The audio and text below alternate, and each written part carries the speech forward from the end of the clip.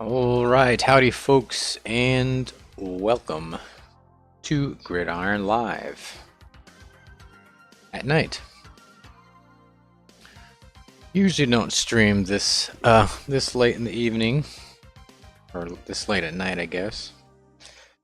But the opportunity presented itself, so here we are.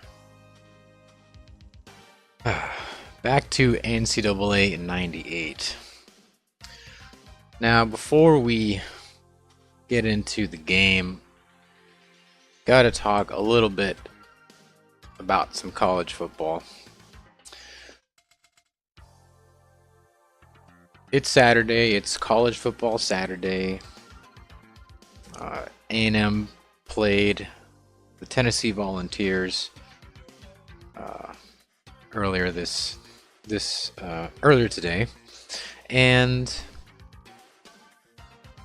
that's the second loss in a row for the Aggies, and it's come against some solid teams. Alabama, Tennessee, two pretty good teams. I think there's a lot of overreaction though.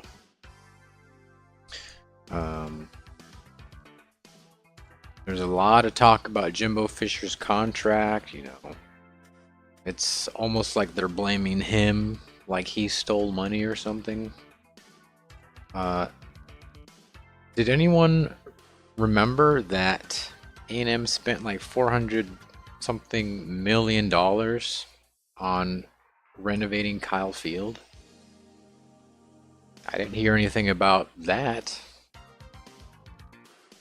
Man, I know it's not the same thing because the stadium renovation is different than it's different than the money you're paying your coach. I get that, but I think I would place the financial burden on A&M before I would place it on Jimbo. I think Jimbo he's fielded some competitive teams, some teams that have been able to play very close games against very best in the nation. I think that's an important thing to keep in mind. Does that performance match his 6-year resume, or does his contract, the amount of money that he's getting paid, does that match his contract over 6 years? No, but I think we have to keep in mind that in college football, I guess just in general, money doesn't guarantee success, but it is a prerequisite. So let's say that we were to get rid of Jimbo tomorrow, you'd still have to pay a coach a lot of money to perform at the level that everyone wants. So that money isn't going to go anywhere, or at least it's not going to get decreased much. So ultimately it's about performance, and while I don't think the season's over, everyone tends to overreact to everything all the time. Actually, I usually leave my judgments until the end of the season. But now the best that A&M can do is 9-3 at the end of the season. So A&M still has an opportunity to get to 10 wins at least. The SEC West is looking like it's going to be out of reach, barring anything drastic. Alabama losing 2 or 3 times, which is unlikely, judging by their recent performance. So the best that A&M can really do this season is, get 9 wins out of the regular season, and then assuming that we get into, or assuming that we win the bowl game, that would get 10 wins. So there's still plenty of opportunity, and still a level of success that would be higher than what A&M's been able to achieve over the past several seasons. So I don't think the season's over.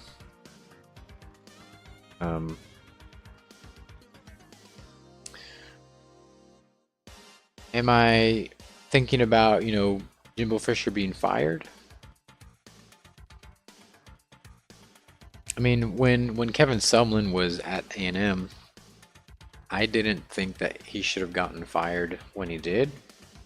I probably would have given him another year, maybe 2. But I probably would have said the same thing about Mike Sherman.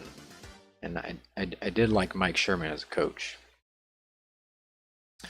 What's up, Zach? How's it going? So I would have said the same thing about Mike Sherman. And it's the same thing I said about Kevin Sumlin. So, I'm a believer that coaches are kind of like boats in a storm. It's really easy to look at someone else's boat and say, why isn't my boat as good as theirs? And it just might be that your boat sucks. That is perfectly possible. But I think that it's a long way down from like 8-4 or 9-3. That said, I don't think I'm settling for mediocrity, but I do think that we have to keep things into perspective and realize that A&M is not at the top of the SEC. That spot is occupied by Alabama, LSU, Georgia. So A&M is only several years removed from being a sub 500 team under Sherman, under Coach Fran. So A&M, for a large portion of the early 2000s, was a sub 500 team. So they have a recent history of worse than mediocrity. I think we have to keep that in mind as well. So I don't know. It's all, people get all riled up about that. Zach says, never seen this game before. Pretty cool. This is NCAA 98. If you've ever played, I'm sure you've played the NCAA football games. This is just one of the older ones. It's on the PS1. So, I think I'm done with my real life football rant. It's not going much better here in the virtual football world. We're sitting at 5-5. We lost a couple really close games against Kansas State 21-24, Iowa State 10-14, even North Texas 7-10. It's been pretty close, and Baylor as well, and Oklahoma. Look, it's a lot of really close games. It could easily be like, I don't know, 9-1 right now.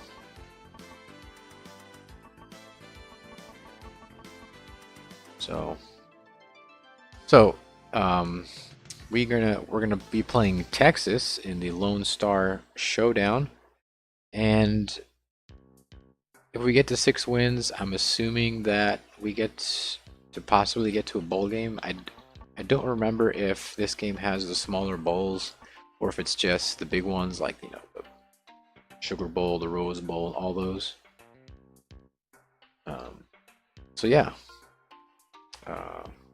We'll be seeing if we can get into bowl season right after this.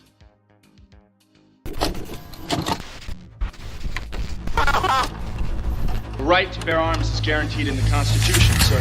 We're going to hold on to him by the nose, and we're going to kick him in the ass. We're going to kick the hell out of him all the time, and we're going to go through him like crap through a goose.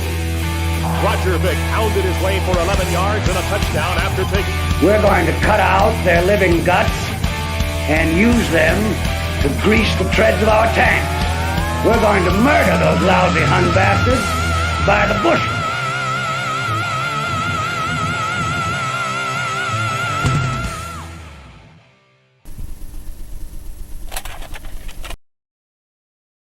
Alrighty, folks. Let's see. Oh, we got a sim this week first, right? Yeah. Got a sim first. Alright. Saturday, November 22nd. Or sorry, November 29th, 1997. Texas is ranked number 11. Okay. Well.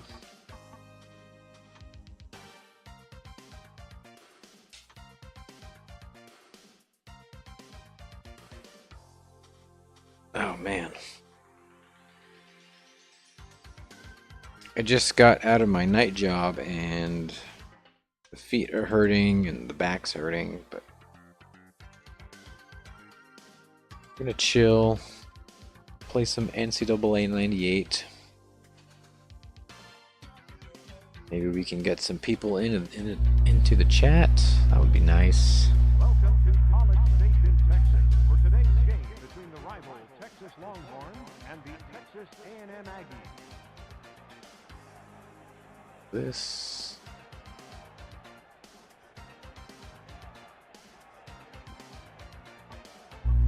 All right.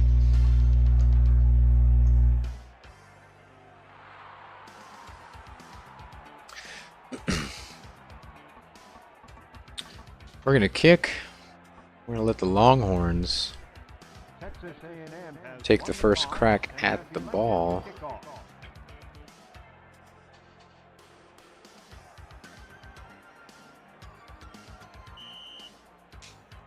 Boom.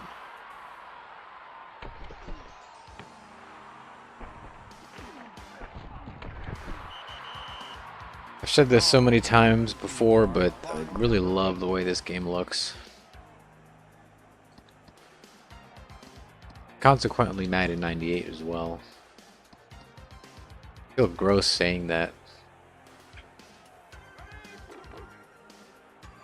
Not a big Madden guy. There's a pitch. It's a tackle for loss. Run by number 11, loss of 4 yards on the play. Second and 14 at the 20. And just as a reminder, I am playing this in coach mode, so I just call the plays and watch the action. Broken up by number 51.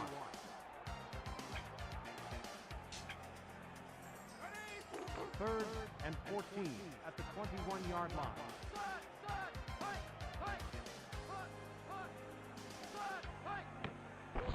Number 5 throws it.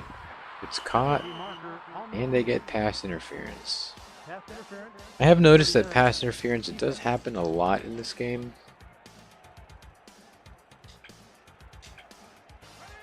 I don't know if I can, but I'm kind of tempted to kind of like change the sliders on that. I think you can. I'm not sure. Number 75, offense. Get a false start. First and 15 at the 24-yard line. Another false start. That's 2 in a row. False start, offense, number 67.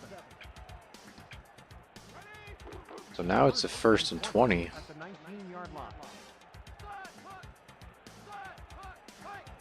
For 5 pitches to number 11. He gets tackled in the backfield again.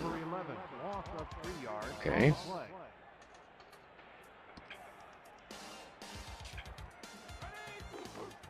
Guess we'll go dime. They go split back.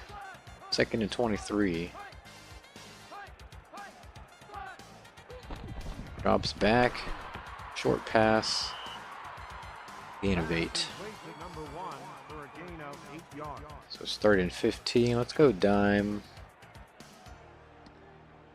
We'll go 3 deep. 3rd and 15 at the 24-yard line. Wow. Unbelievable. Pass complete to number 8 for a gain of 35 yards. Okay, so all that work for nothing. First and 10 at the 41-yard line. Texas comes up with a split back, gives it to the fullback. Gain of 12. Run by number 29 for a gain of 12 yards. First and 10 at the 30-yard We're going to come out in the 4-3. The man in motion on the Texas side. Another catch. Pass complete to number 6 for a gain of 12 yards. Now they're threatening. First and 10 at the 17-yard line.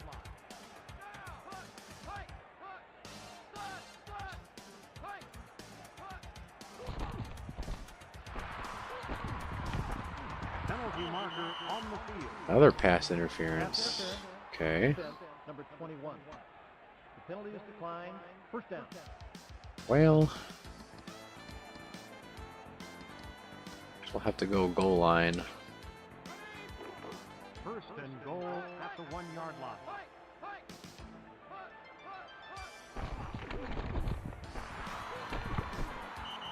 Pass is broken We up. did get a hit on the quarterback, though.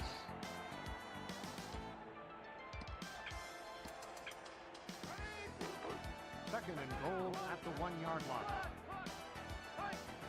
And in motion. Fake. And the QB scores with the QB naked. By number 5 for a And there's the dog pile. Good call by Texas. Just like that, they score first.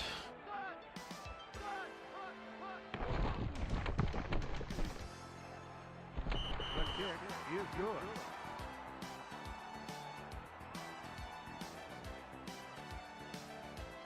That's 13 plays, 75 yards, 3 minutes and 13 seconds off the clock. Capped off by a 1-yard run by the quarterback. All right, let's see if the 5-5 Aggies get anything going on the ground or through the air.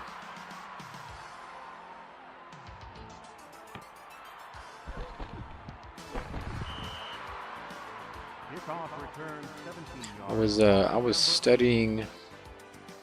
I was looking at the user interface for all the 2K3 games, like NBA 2K3, college basketball 2K3, all of those. NFL 2K3, of course. Interception made by number 30. Well, that's just our luck.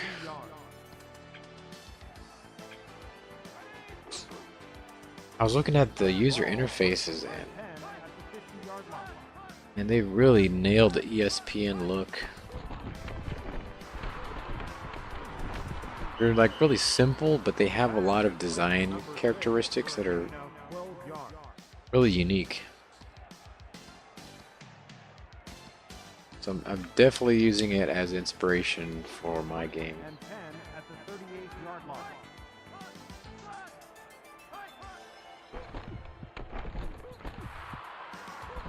Come on. Penalty on the play. What is this? Pass interference. Defense. My DBs can't catch any of these INTs, and then we just keep getting pass interference. That's not what I wanted. First and 10 at the 23-yard line.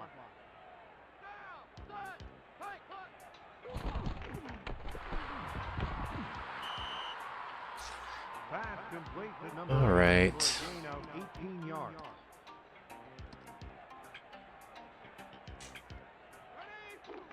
First and goal at the 5-yard line. What are they gonna do here? And easy, On the play. oh, easy touchdown. Number 45.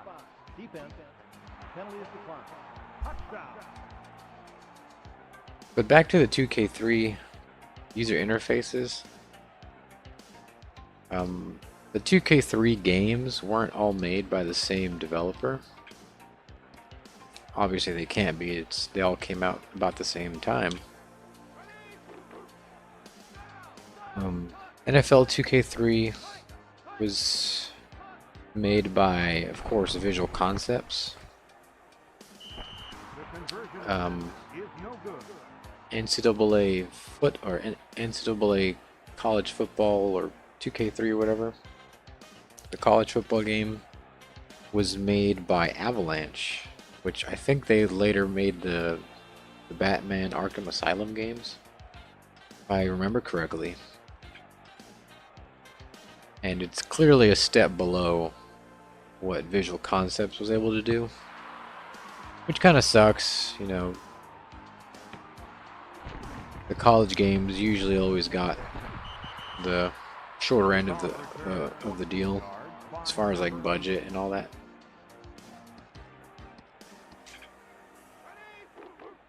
But I think the one that looks the best is actually college basketball 2K3. Believe it or not, it's the most refined looking.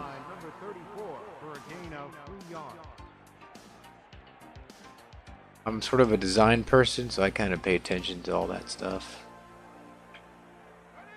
Alright, let's see if we can get a drive going. Get that block. Should have ran to the outside there. Alright, well, let's 3rd and 7. Let's see what we got here. No play action passes. Let's just go shotgun.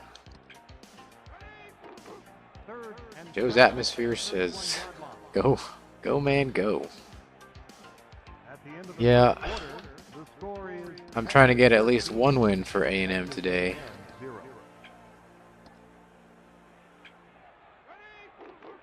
That would be great. That's what you gotta do. You gotta get some kind of redemption, even if it's virtual.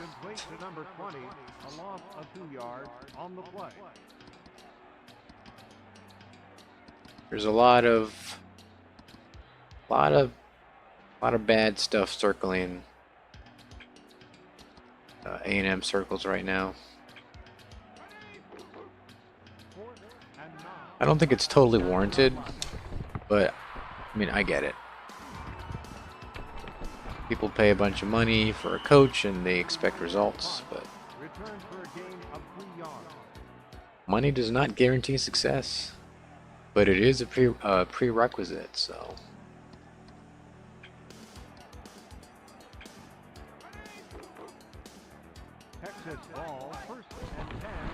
I'm very tempered when it comes to sports. You know, I'm very analytical.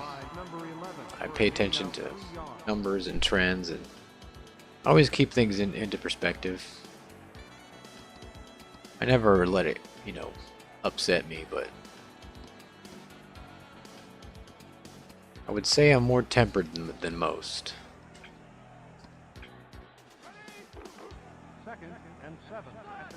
That's for sure.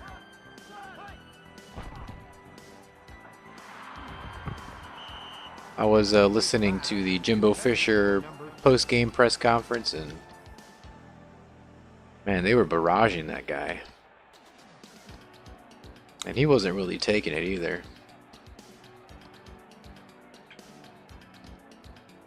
I don't even know why they do those press conferences. If I was a coach, I wouldn't do those press conferences.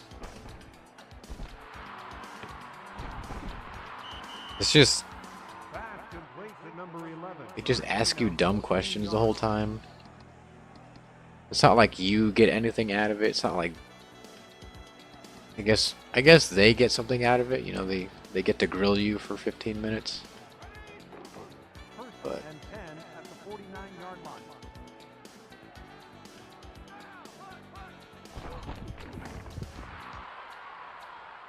finally, my DBs have dropped 2 of those INTs so far. Alright, let's see what we can do here. It's 3:28 second quarter.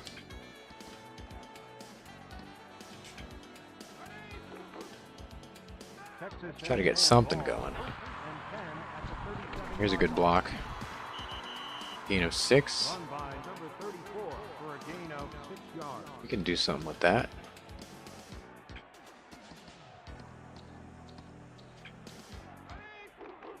Second and 4 at the 44-yard line. Incomplete pass. That was not a good pass. 37. 3rd and 4. Let's see. I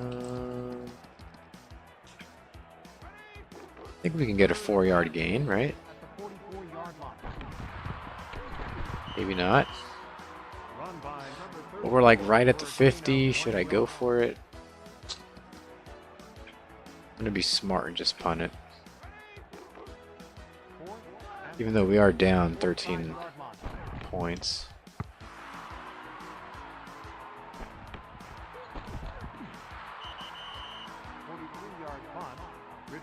Alright, so we get the return at the 20. Alright, let's go with the nickel this time. Texas ball, 1st and 10 at the 19-yard line. Secondary's been getting beat up. Oh, they run the option. I think we got it covered though. Run by number 29. Pretty sure we got that. On the play. Alright. We'll go back to the nickel. 2nd and 12 at the 16-yard line. And there's a false start. That should take him back to the 10 or the 11.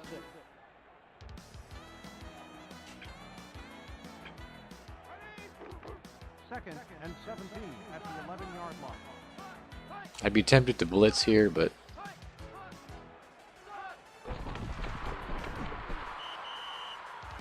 Run by number 11 for a gain of 1 alright, yard. 3rd and 16. Let's stick to the nickel. 3rd and 16 at the 13-yard line. There we go with the pass. There we go. Pass is broken up by number 43. Okay, so that's 4th and 16. I think. We get a punt block. Try to block the punt. 4th and 16 at the 13-yard line.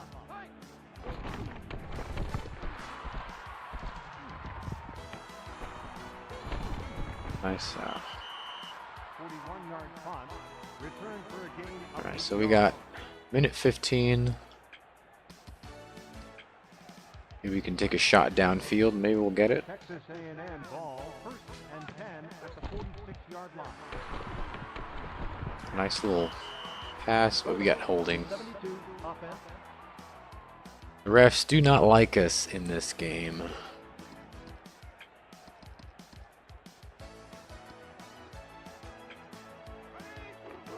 First and 20 at the 44-yard line. A little pass out to the flat. Spin move back to the middle. All for a gain of 3 yards. 34 for a gain of 3 yards. Alright, let's call a timeout here. I usually forget about the timeouts. Want to be cautious about the time. Timeout, Texas A&M. They have 2 remaining. We want to do here. That's not.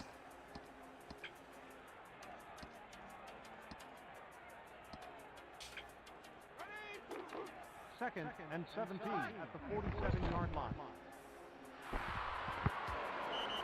Incomplete pass. Okay. Intended for number 1.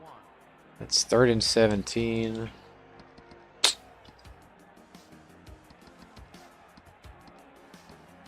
Man, 3rd and 17. I think we'll just chuck it downfield. Come on. Nope. Pass is broken up by number 24. Well,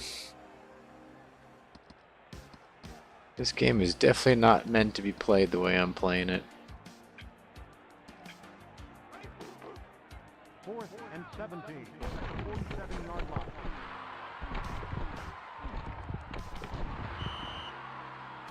Thirty-yard punt, a loss of 1 yard on the return. But I'm just sort of a coach mode addict, I guess. So here we are. Texas ball, 1st and 10 at the 22-yard line.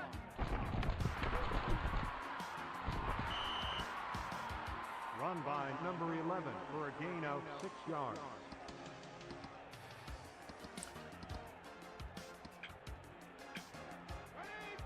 Second and 4 at the 28-yard line.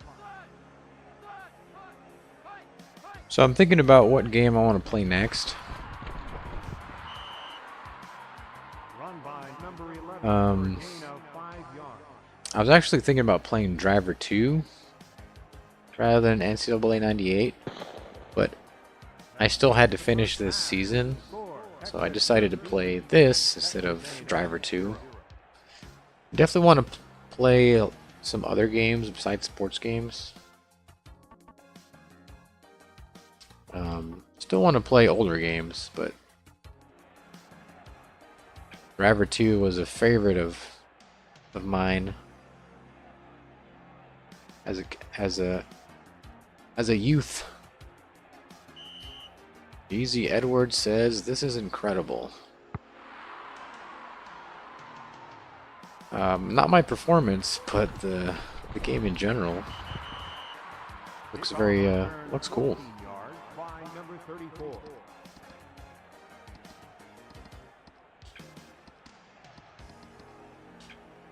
I'm playing it in coach mode, which is not the way you're supposed to play it, but it kind of works. Run by number The AI is a little janky to where you're kind of at their mercy, but it's fun to play it like this.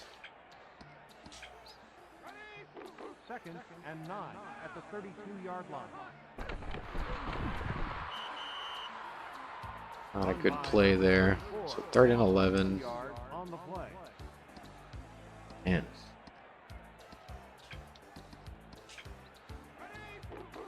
Third and 11 at the 29-yard line. there we go. Pass complete to number 89 for a gain Texas of is ranked number 11, so keep that in mind. First and 10 at the 42-yard line. Number 34 is stopped. 34 does a lot of dancing and spinning, but gets 0 yards. Second and 10 at the 42-yard line. There we go. Run by number 34. That's as basic a run as you can get. Just run straight up the middle. First and 10 at the 43-yard line. Number 34 is stopped for no gain.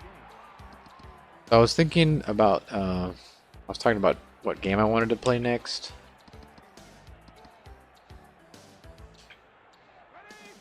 And 10 at the 43-yard line. come on. Pass is broken up by number 24. I was thinking about either going back to college football 2K3 or And 10 at the 43-yard line. NFL 2K3, or just straight up, going to the GOAT and playing 2K5. Okay, now here's a touchdown. Touchdown, Texas A&M. That puts us back into the game. Check out that replay and that frame rate.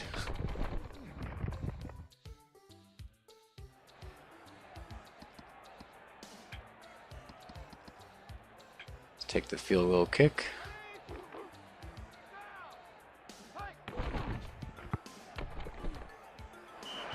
I'm not sure what happened, but I guess Texas missed their field goal.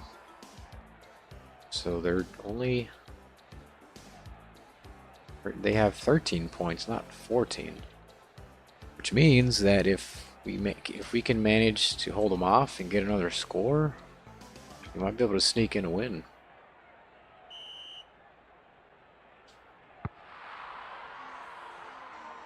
And play the role of spoiler as A&M usually has with Texas. Kickoff return 28 yards by number 8.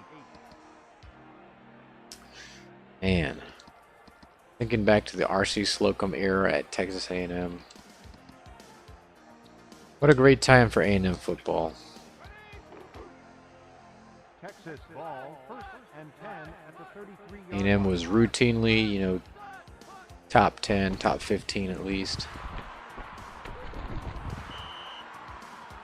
Pass complete to number 1 for a gain of 14 Different yards. times.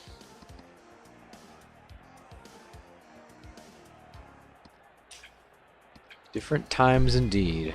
1st and 10 at the 47-yard line. Julius Cruz says, hello, what's up?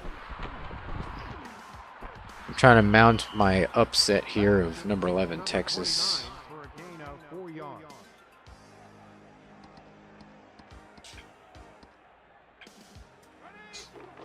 Second and 7 at the 50-yard line. So yeah, what game do I want to play next? I'm feeling like a 2K3 or 2K5. Flag on the play. Pass Or interference. that's like the 4th pass interference that The penalty they've given us. First down. They've called on us.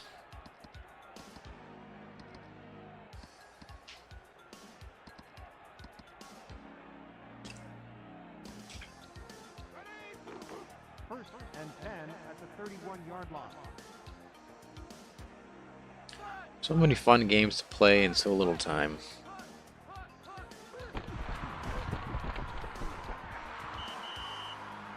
Run I wish by I had a better 29 streaming setup gain of for 6 yards.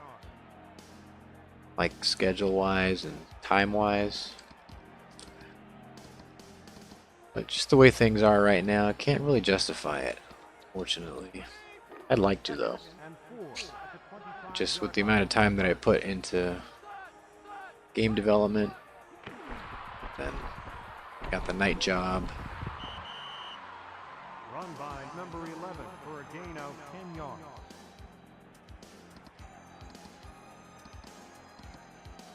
Don't really have a good window.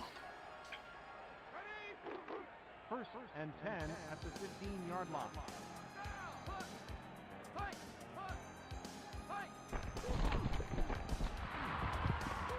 Penalty Come on. the play. What is this? Pass interference on the defense. Number 39.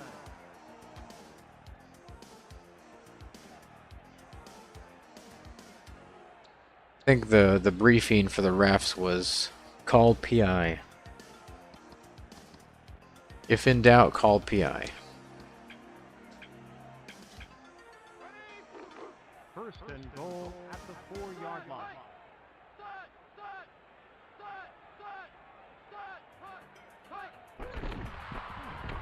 There we go. It's caught up at the line. 11 for a short gain.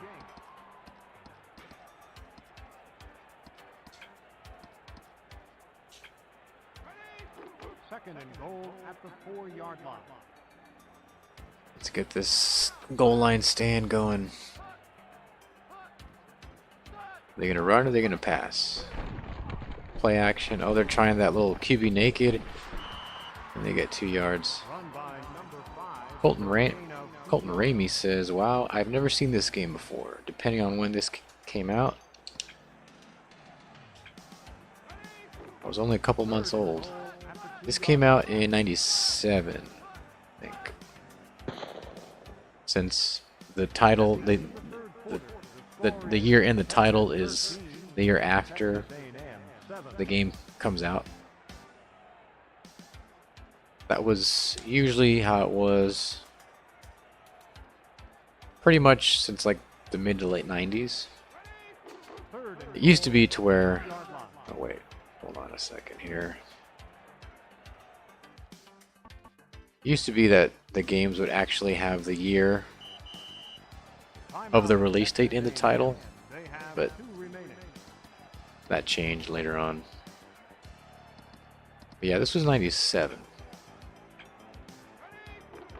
Third and goal at the 2-yard line. Oh, false start. False start on the offense. Number 79. Okay, so they're a little bit farther away. I think I'm gonna go 4-4.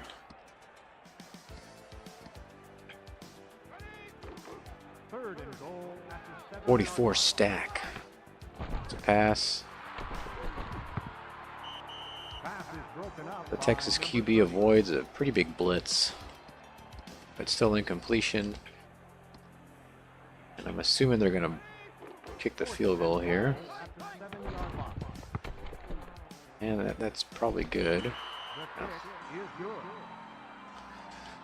Alright, well, it's still a 2-possession game. There's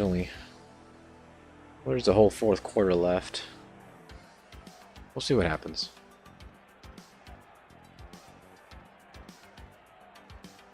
Yeah. I'm a big into all the old sports games.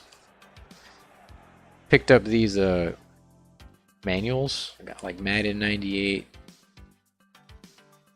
Quarterback Club 96. These are all for the Sega Saturn. We have NFL 97 by Sega Sports. And I actually have an actual copy of Bill Walsh College Football for the Genesis. And this thing's like, it's like a book. You guys see that? It's like, it's a lot of material in here. And it weighs like 2 pounds. You guys remember when, you know, games used to be something? Of course, there's the game. But there's like a whole bunch of literature in here. I meant to do like a review of all the stuff that's inside. But basically there's this whole exhaustive game manual, and there's a roster card for every single team in the game, and like the stats, the ratings for each player. It's crazy.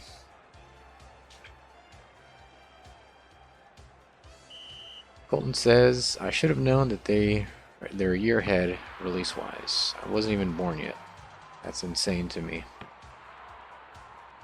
I was definitely around at the time. I was born in 93. So I would have been 4. And actually, I do have memories when I was 4. Believe it or not.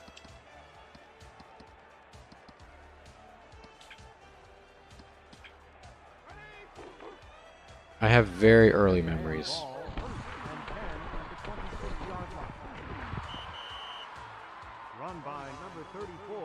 If we do the math, I do have memories of 97. I remember my uncle, I'd go to his friend's house, and they would play like Paperboy on the NES, Zelda. I think it was Ocarina of Time on the N64. My uncle was the one who had all the game consoles. I never had anything. He had the Dreamcast. Nice catch. Oh, here we go.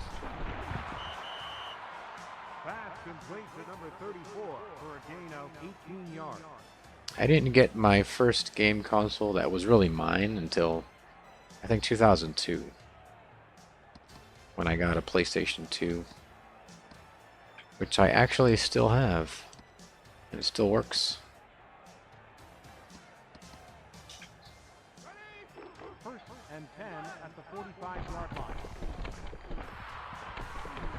Here we go. It's 2 TDs.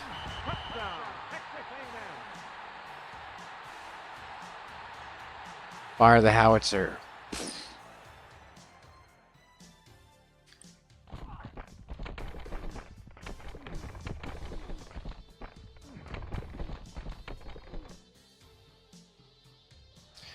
Man. I always hate to see so much negativity around Texas A&M. There's starting to be a lot of that right now because A&M has 3 losses on the season.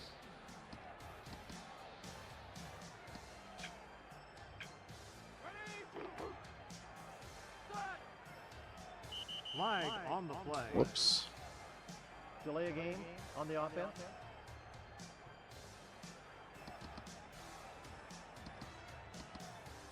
Sometimes I kind of feel like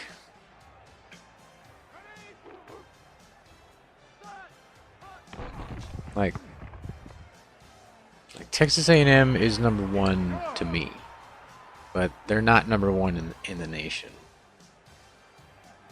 I remember back in the coach, what's his name, Danny Francione. Back in those days, 4-win seasons were not unheard of. Even during the Mike Sherman days, we had a couple seasons like that as well. I kind of feel like people, I don't know, I feel like it takes a lot to admit that your team isn't where it is in your mind, you know? What's Colton saying? Colton says, new here both to your Discord and now your stream. Call this play here. Loving the effort you've been putting into your game and the interaction. Are you an A&M fan or just chose to rock with A&M for the Dynasty? Oh yeah, I guess I bleed maroon, as they say. I've had plenty of the maroon Kool-Aid. This picture you see behind me, this is Kyle Field here. Before they spent $400 million to demolish it and build very loud sound system. I'm not a big fan of all the stadium sounds and the fireworks and all that. Not a big fan. But that aside, I got an A&M helmet here. Got some books, a lot of books. I showed them a little bit before. My jerseys are over there in the closet, but yeah, a lot of family members have gone to A&M. I got to stay there. I was never big into school. I like learning. I did a lot of independent study by myself. So everything that I know is kind of self-educated for the most part. But I never liked the school structure. I never really had the grades and all that to get into Texas A&M. I don't think I would have been ready anyway. I did get accepted to A&M Corpus Christi though, but I didn't go for other reasons.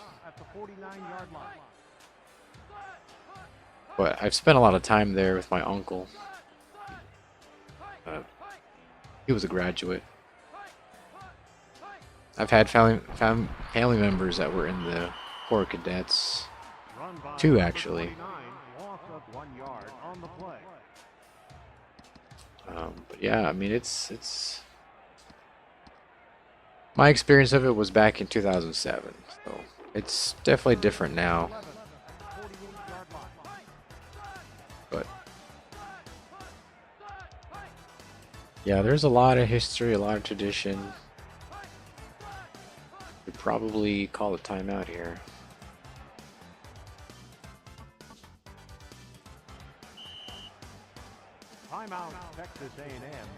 A lot of tradition.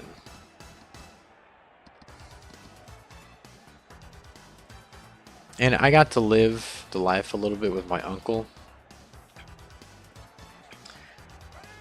My uncle's very short. And so when I was there with him, people thought I was like a freshman because I was taller than him. Kind of funny. There we go. So I got to, I got to go to the games. I got to,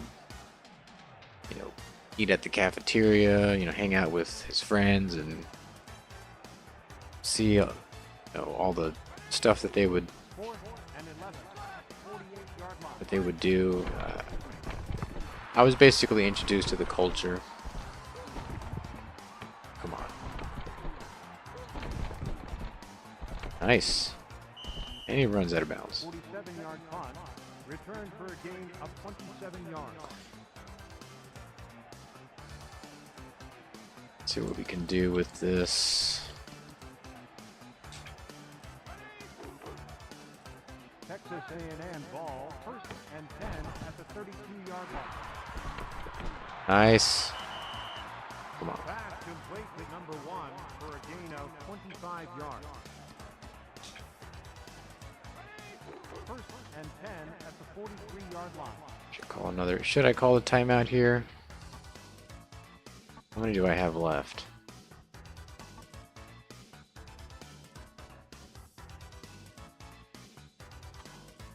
We'll call a timeout. Timeout, Texas A&M. They have none remaining. That's the last one. 1st and 10 at the 43-yard line. Gotta get lucky here. Penalty marker on the Oh, pass interference. Pass interference, number 24. Take that. 15-yard penalty, automatic first down.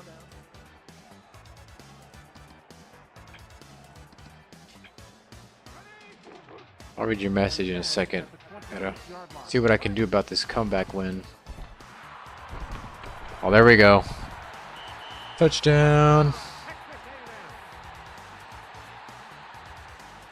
And the howitzer fires.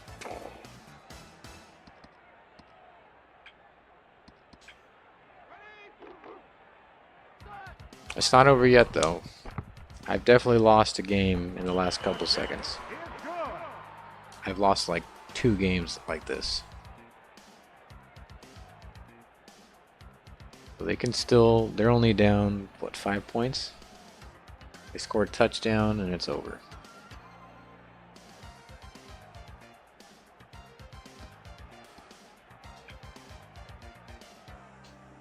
Let's get a good kick here.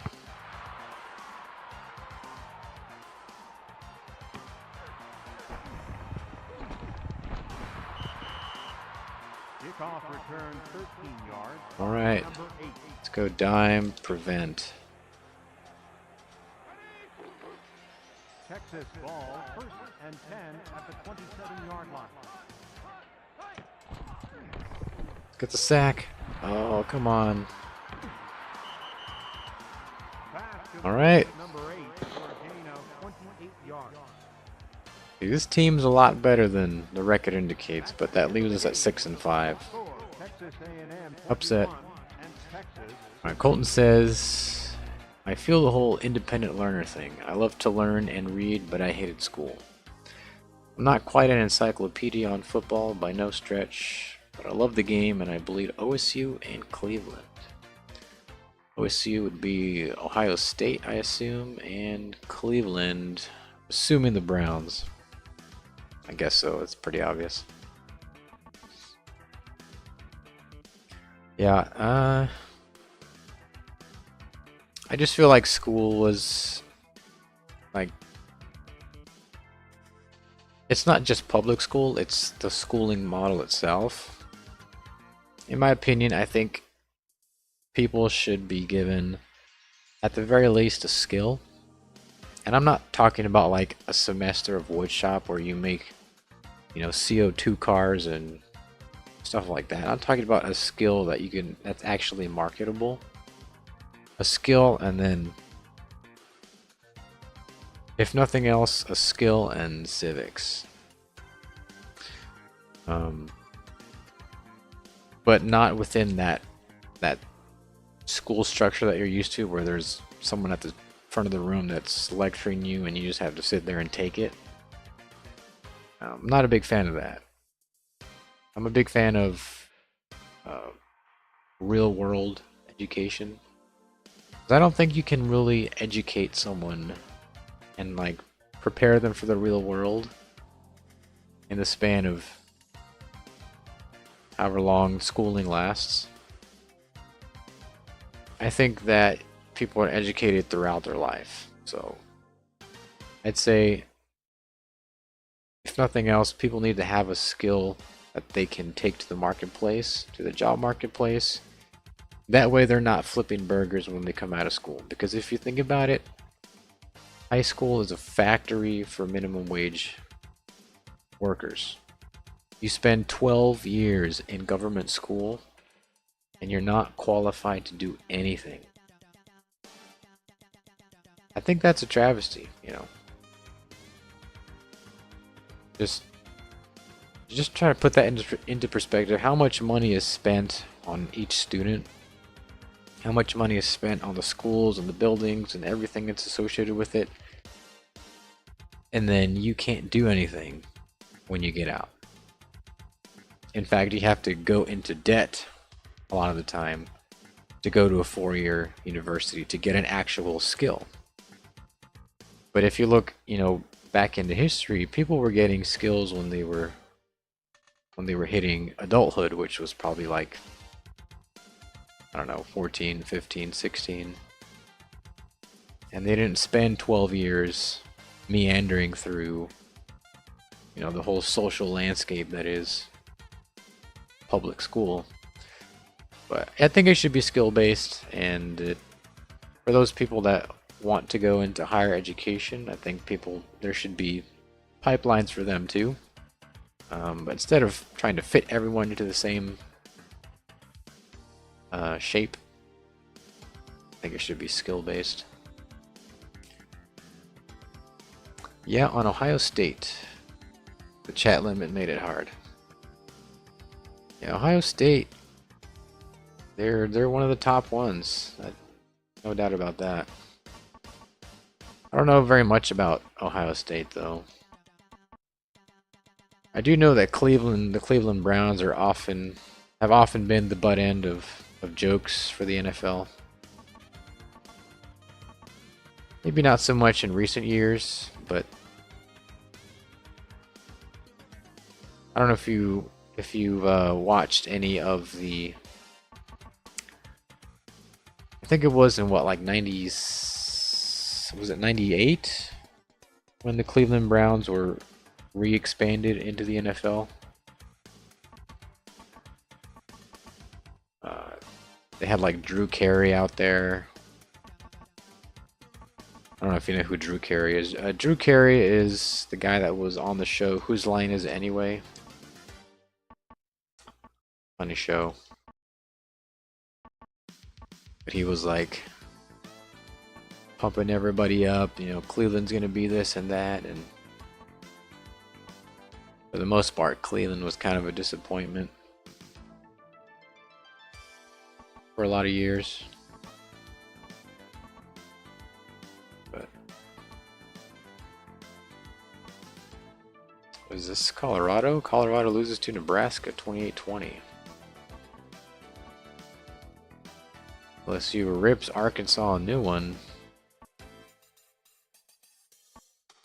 Let's see. Vandy almost beats Tennessee 23-37. Virginia beats Virginia Tech 21-23. Holton says, I completely agree. I think it's ridiculous that you have to either get a scholarship or ruin your finances for life unless you make proper connections just to pay that debt off. Yeah, I spent 1 year in a private university in Louisiana, and that was a mistake. It was. I have fond memories of it, but I shouldn't have been there. It was a total waste of money, and it wasn't that much. It was a few thousand. I paid that off years and years ago.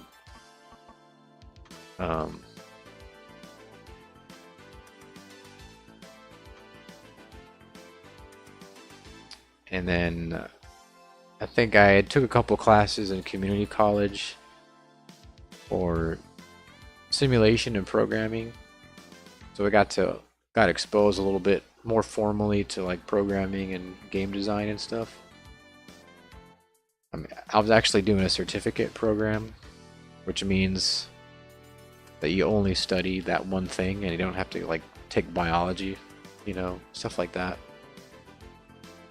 I didn't finish it because I only wanted to take the classes that I thought were going to be helpful to me.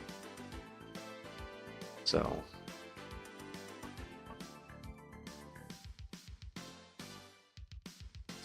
It has been rough being a Browns fan growing up, but it was nice having a yin and yang in football terms. Oh yeah, yeah. Because Ohio State is routinely at the top, and the Cleveland Browns are routinely towards the bottom. So I get that. I wasn't really ever into pro football that much. So I don't have a yin and yang. You know, everything rides or dies on what A&M can do. But, you know, people get really irrational about sports. It's insane. People act like it's politics, you know, like it's like the fate of the nation rests on this game. I think the game's important. I think the game is valuable beyond what happens on the field. And I understand there's a lot of interest involved, and you know, a lot of stuff financially is at stake, but I appreciate the sport as a whole, you know. I appreciate the wins, I appreciate the losses, appreciate other teams, the competition, you know. So, I'm a little bit more tempered than your average fan who thinks that the world is over, or that the world is ending because, you know, their team didn't win at all that year. Alright, so we got Texas and Nebraska in the Big 12 championship game. I like this old SEC logo a lot. I don't know why. Kind of wish they still used it. But LSU and Tennessee playing in that game. In the WAC, we have BYU and Colorado State. In the MAC, we have Central Michigan and Ohio. Okay, there's... I guess the Big Ten doesn't have a title game? Are they like one of those win or go home conferences? I guess so. We'll simulate that.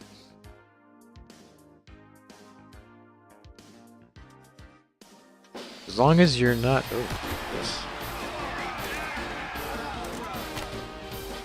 Oh yeah, I forgot about the full motion videos.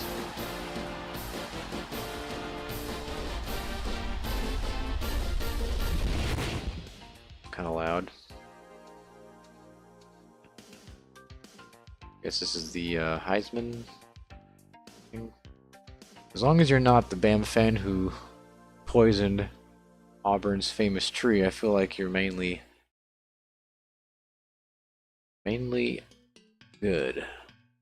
But yeah, people definitely take it to extreme at times. Yeah, I remember back in like 2013, there was a story circulating about, I don't know if it was true, but it was a rumor. There was, I think somebody either from Alabama, or it was like an Alabama fan or something, that was working on the Kyle Field renovation. I shouldn't call it a renovation. They blew the thing up and they built a new stadium. So the new stadium that they built, there was someone that was like working on the stadium, and there was like this rumor going around that he had like been sabotaging like the structure of certain parts of the stadium. And so it kind of got big, and the university was like, had people checking to see if everything was up to code, and they never found anything. But the fact that became a story, and it could have just been a rumor. But interesting how, if that had been true, you know, just the the consequences of something like that is insane. But if you go back and you read, like, there's examples of that in A&M history. I'm talking like in the 40s and 30s. There's certain parts of A&M history. Maybe it's partially, you know, legend, not totally true. But there's certain parts where, like, stuff escalates. There's this story, I think, when A&M was playing, I think it was Baylor, a long time ago. I think it was Baylor. And it was a pretty tough game, and emotions were running high. And I think there was a fight or something. I can't remember what the story was. I think there was some kind of fight, and I think one of the cadets had gotten injured or something like that. Someone got hurt. And so the A&M Corps, the cadets at Texas A&M, you know, got all gung-ho about it, and supposedly legend has it that they loaded up a howitzer on a train headed for Waco or whatever team they were playing. They were gonna, you know, do something with this freaking howitzer, but supposedly the senior leadership put an end to it. If you go back and read, you know, history that's more than like 80 years, the kind of things people thought about doing was a lot different. Different times. So, kind of an interesting tidbit.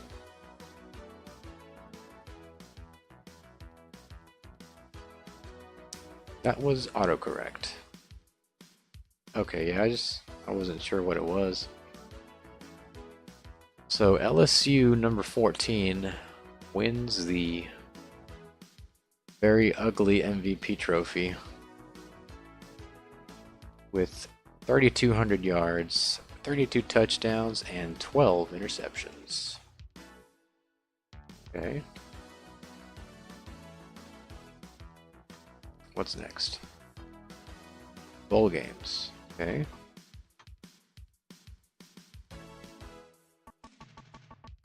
You get a bowl game? I guess not.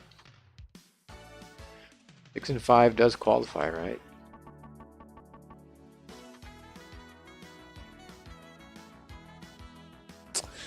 No, I think they only have the big bowls. Yeah, they skipped straight to New Year's Day. So they only have the big ones, the Orange, the Sugar Bowl, the Fiesta, and the Rose. Alright. Well, if that's the case, there's really no point in playing the bowl postseason, because you can actually switch this to a playoff, believe it or not. And then you can get, I think it's 16 teams. That's more interesting than just 4 bowls. So Notre Dame and Nebraska are, I guess, playing for the national title, being ranked number 1 and 2. Miami and LSU are playing for the Sugar Bowl. BYU's playing North Carolina for the Fiesta. Washington and Penn State, the Rose Bowl. Simulate that. So Notre Dame takes it all. Miami loses to LSU. BYU loses to North Carolina. Penn State beats Washington.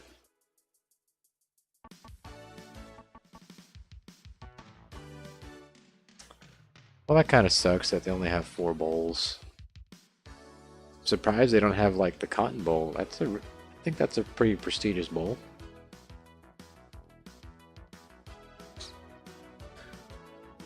Fun fact, the Michigan-Minnesota rivalry trophy, the Brown Jug, was a thing because back in the day there were rumors that one of the teams tainted the opponent's water jug.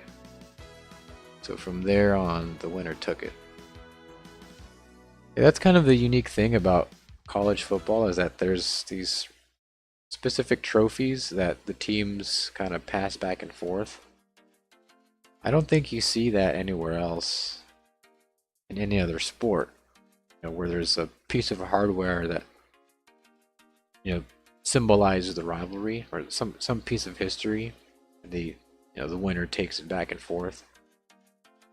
That's why I guess this is kind of tangentially related, but I like that in college football there's different things to win. The Super Bowl, like professional football, the only thing you can win is the Super Bowl or the conference title. There's really nothing else of prestige that you can win. I guess you can beat rivals, but I can only think of a handful of really strong rivalries in pro football. One of them off the top of my head would be like Philadelphia and Dallas. But it doesn't have the same weight that college does. But I like that in college you can, at least now, you can play in the national title game, play in conference title game, you can play in bowl games. And so, I mean, part of that's because there's just so many teams. You gotta have something else for people to play for. And you can play for the rivalry trophies, so there's a lot of things you can win that's actually valuable, There's a lot of history in the sport that I like all the different places and the history and all that stuff. But that's cool though, the brown jug.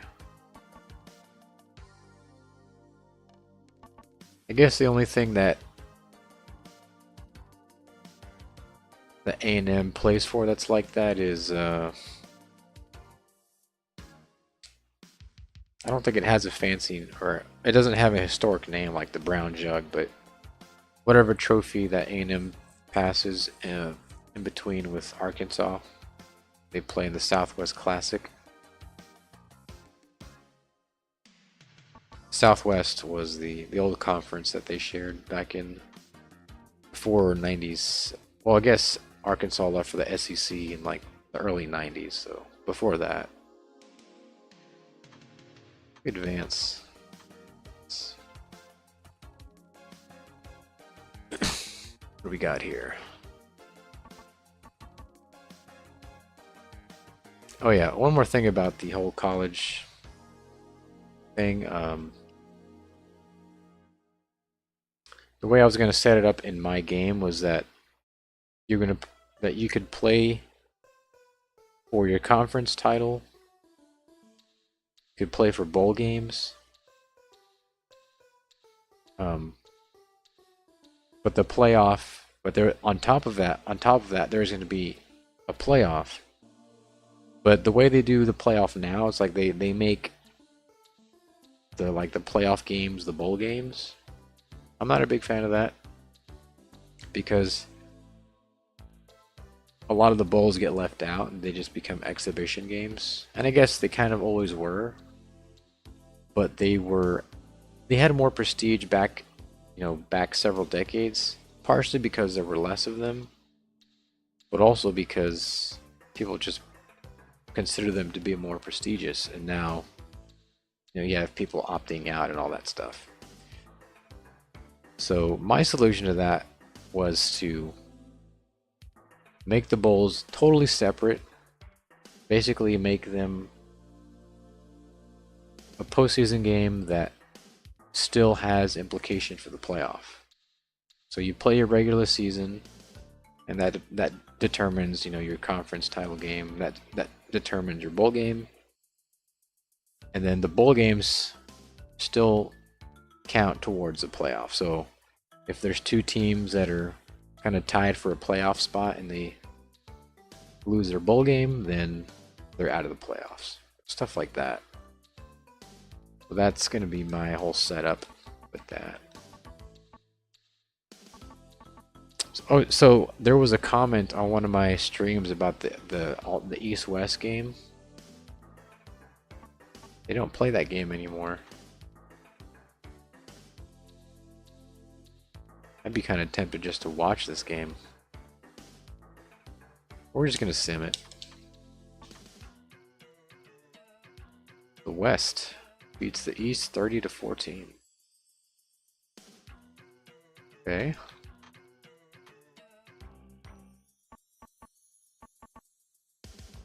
What's next? So like NBA does it, a play-in game. I'm not familiar with that term or how the NBA does it. I just noticed that like people were opting out of like the Rose Bowl or opting out of the Cotton Bowl or something, you know. Like that had prestige back in the day for college football. But because of the whole playoff system, the playoff totally destroys the prestige of the bowls. And so my solution was to separate the bowls from the playoff, to basically make them an extended part of the regular season, essentially. Because let's say a team like Alabama, you know, if the semifinal was just, you know, the Sugar Bowl or whatever, or sorry, if you had players that would opt out of a bowl game because it has no significance, or they opt out because the bowl games don't have significance. And that's not totally untrue, but I think it's mostly the fault of the way they set it up, and that's like a byproduct of that. You don't see any players opting out of a regular season game because the regular season affects stuff later on. So you play your 12 games or whatever, and then assuming you get a bowl game, that bowl game is still counting just like the regular season is. It's still affecting your playoff status. So that way you can play the Sugar Bowl, you can play the Rose Bowl, you can play the Cotton Bowl. Of course, I'm not going to have those names, but the equivalent of that, you can still play the prestigious bowl games, and they still affect the playoff above it. So I guess that might be what the NBA does. I don't know.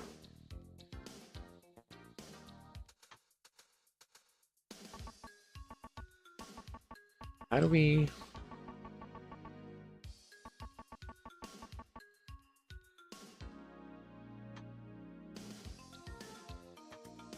Oh, okay, here we go. Begin a new season. I just want to... We'll go through the this little recruiting bit here just to see what it's like. So this is the recruiting in NCAA 98, which I vaguely remember, but I don't know exactly how it works. So I guess you set like a focus for every position, and then let's see, the pocket passer. I want a strong running back. I'll take speed at wide receiver, tight end. We'll take blocking, O-line, skill or size. I guess skill. Defensive line, we want pass rush. Linebackers, we'll take strong. Cornerbacks and safeties will take cover. So we will not be able to return to this season. Okay.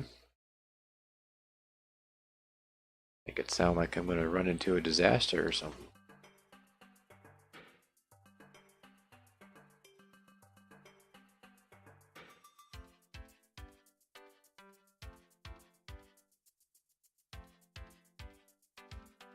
No freshmen. Okay.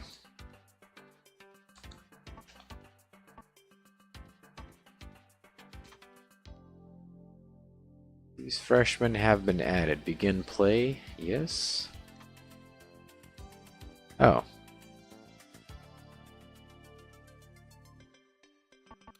I didn't even see what the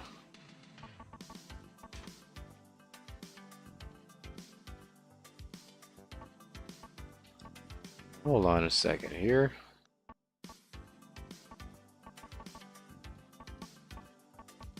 Does it make any sense?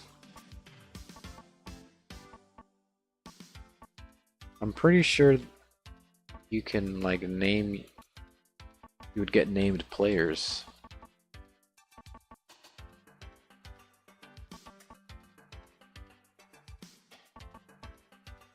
Geez, look at that. Look at those ratings for number 34.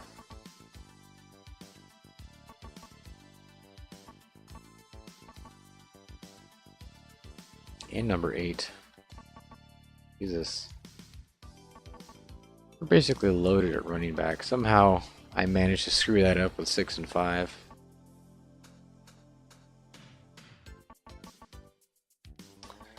Well,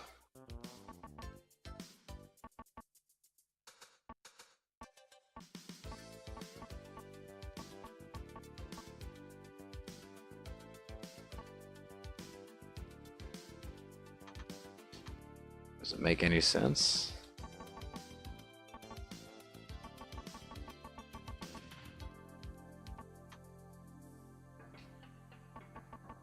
Okay, so here we can set the end of season. We'll set this to the tournament.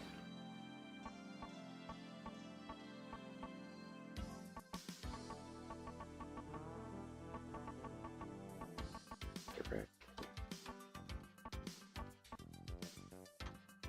Set penalties.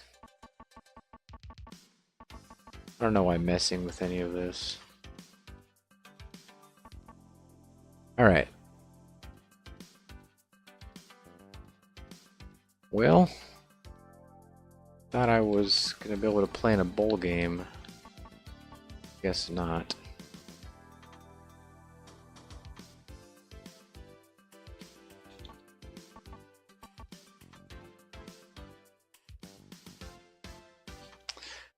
Alright, well, I think I'm going to see. I kind of want to play a different game. It's going to look weird because the title of the stream says NCAA 98, which I did play, but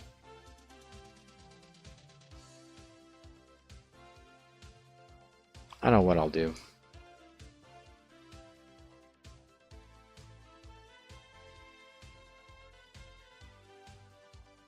See what we got here.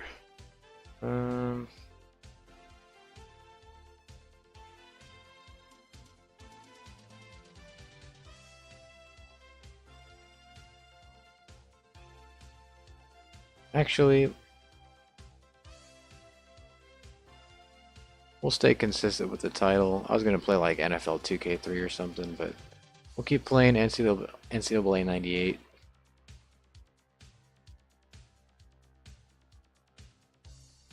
Might as well just play the next game. The next stream isn't going to be 98 for sure.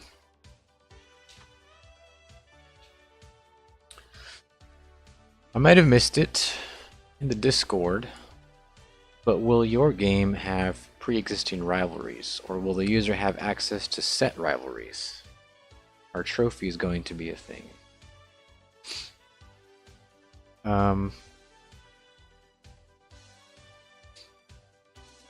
Having a rivalry would be pretty easy. Like, all the teams have properties. I can just say, you know, team whatever dot rivalry is equal to whatever team. So teams having visible rivalries in the game would be an easy thing to do. What makes rivalries though is that there's like presentation of that rivalry, which I can think of an easy way to do. Like, let's say, I don't know, let's say Tulsa and Missouri are rivals for whatever reason. An easy way, the easiest way to implement some kind of presentation of the rivalry would be maybe there's like a badge somewhere on the screen or on the field or something for that rivalry game. So if A&M and Arkansas, for example, are playing, there would be some kind of Southwest Classic badge on the field, right? In order to do that, I would have to make logos for all the rivalry games, which would take a while.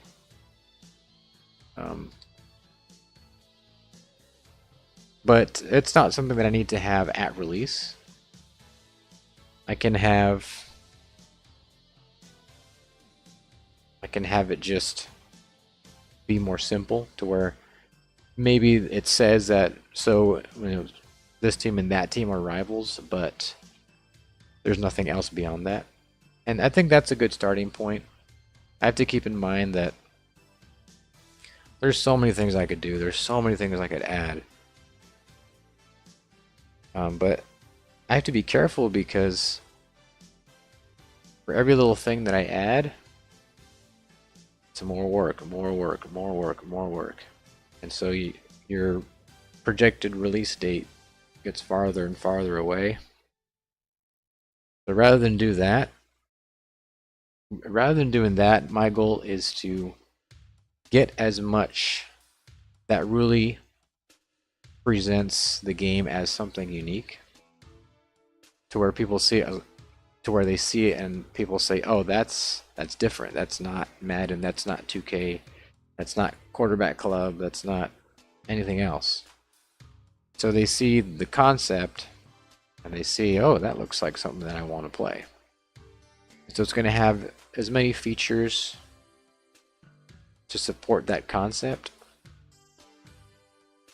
And so it'll be like a proof of concept, and then that'll get sent to the market, to the marketplace, and then hopefully, I'm assuming that I'll get good feedback, and I'll be able to reinvest and keep adding things to it. So I guess that's the long way of saying yes, but not as, maybe as imaginative, I guess. Not as elaborate, I guess would be a better way of putting it. I mean, there's a number of features that are going to be absolutely required. And that's of course going to be the 3 levels of football: high school, college, and professional. So that has to work. And then the RPG elements, like the skill, the stuff that like depends on skill ratings and all that kind of stuff, has to be designed, and it has to be play tested to where it feels like you're actually playing in a role-playing game. And it doesn't just feel like there's just these numbers that you have to add points to, and that doesn't really affect you in any way. This was a really egregious thing that NCAA 14 did, is that they added coach skills and all that stuff. You didn't need them though. Like you really could still have your 15 undefeated seasons in a row without the coach skills. Having the coach skills made it even easier, but you didn't really need them. So this is going to be totally different, to where all the coach skills actually affect the outcomes. So I need to work on that. That has to be incorporated into the game. So the 3 levels of football, the RPG elements, the strategic gameplay. Since it's coach mode only, the gameplay has to be strategic. You have to be making decisions based on different kinds of analysis. It's going to be simple though. It's not going to inundate you with like data, because that's not fun. So strategic on-field gameplay that has different play styles. Certain teams are like power running teams. Certain teams are passing teams, that kind of thing. And the thing that I'm most excited about, that I don't know exactly how I'm going to do it. I know design-wise how I would set it up, but the execution is what is kind of daunting. And that is the actual football world. It has to seem like it's active. Like it's not just something that happens in the background. It feels like it's alive. So the way that's going to be done is there's going to be like sports shows.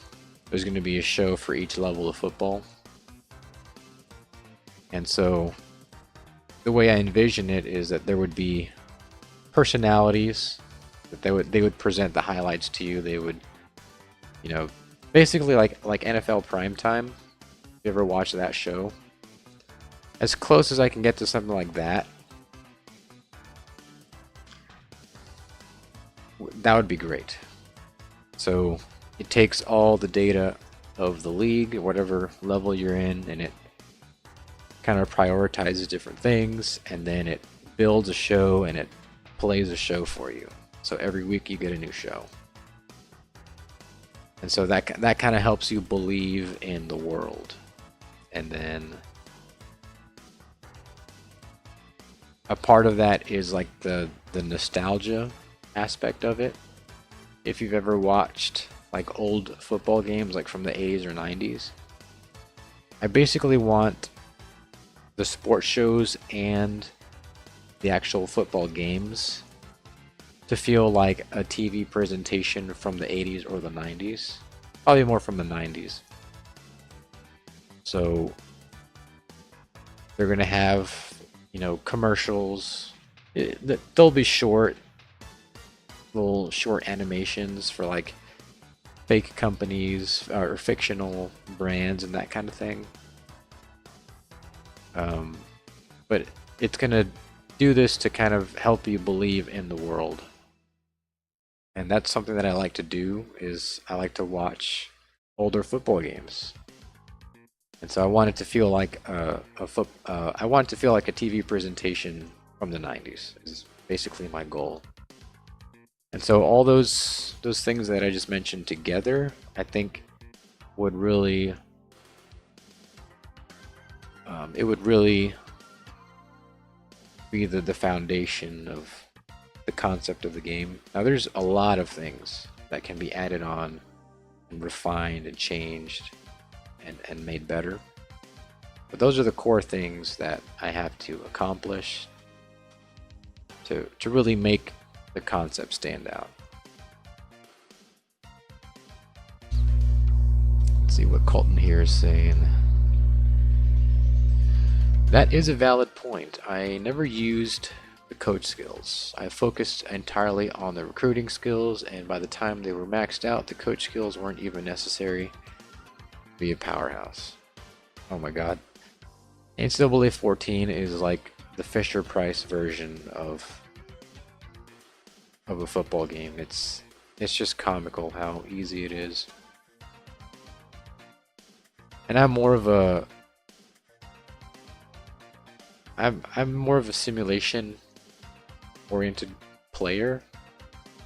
Not that the game has to be like hardcore simulation, but to where it feels like I'm not just ripping the game off.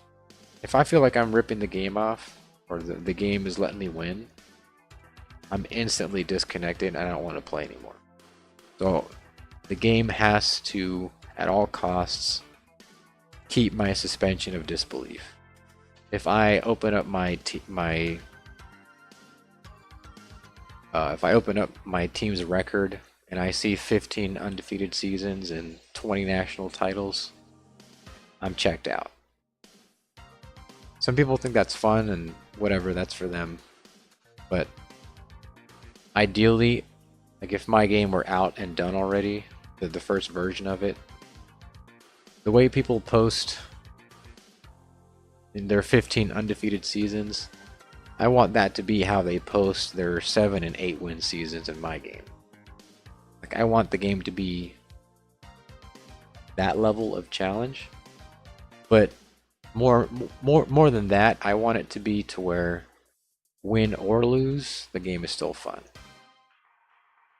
In NCAA 14 and pretty much every other football game, honestly, if you're not winning games and going to the postseason, the game's not fun. For a lot of people. That's because there's just nothing else to do. Like, the gameplay is built around the on-field thing, so if you're not succeeding there, there's nothing else to do. So I have to build a totally different thing. Like ESPN and newspaper clippings as news rather than Twitter. Oh yeah. I mean, if you're in the Discord, Colton, I posted one of the screenshots was of this newspaper, where there would be like a front page. I thought about having all the football news be like looking through newspaper, and maybe there's still a way to incorporate that, but I was kind of against that. I like the idea of there's just one front page that, kind of like in the older NCAA football games on the PlayStation 2, they had like the Sports Center magazine, to where it had the top story of the week or of the year. And so I think the front page will be more like that. It'll take the top story, like whoever won the Super Bowl or whatever, or basically just the highest rated news stories will be on the front page. And that kind of is just another way to help you believe in the world. But it would definitely be like an ESPN style show. So you'd have two personalities that are presenting you the show and everything. And thinking about that, like I know how technically it would work. It's just the kind of assets that I would need is just like if you take a look back at NFL 2K5, NFL 2K5 had that great Sports Center segment. But if you watch them, you can kind of tell kind of how it works is that it's like an elaborate fill in the blank. And so every show has the exact same template. And it's just these blanks, and it fills the blanks in with the relevant information, you know. Team 1 versus Team 2, whoever those teams are, and then maybe there's a little section with some commentary, so the game fills that in from its audio assets. Then maybe it plays you a highlight of the game, and then maybe there's a stat screen and with the scores and all that, and then there's some commentary about the game, and then there's a transition, then it moves on to the next game, and it does that over and over until it reaches the end of the show. And maybe there's like a news segment with trades or whatever. So I understand completely how that works. It's just getting the actual assets. So either getting someone to, I would need a variety of voice actors, but that's money that I don't have. I could do it myself, but I'm not a very good voice actor. So I'm kind of left with two immediate options. The easiest would be to just have it be text. So you would have like the animations of the two TV personalities, and they might, you know, look like they're talking, and they might turn to each other and kind of, you know, look like they're on a show. And then you would just read what they say at the bottom. That's not ideal though, because you have to read it versus it just presenting itself to you and you being able to hear it. So the next option would be like text-to-speech engines or like AI voices. That way I could still get audio and some kind of believability. It just wouldn't be as powerful as an actual voice actor, you know. But that's the kind of things I have to think about.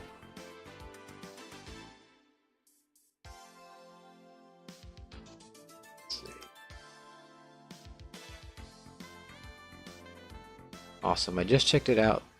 That brings back those 2006 Madden NCAA vibes on PS2. Yeah, I made it like the old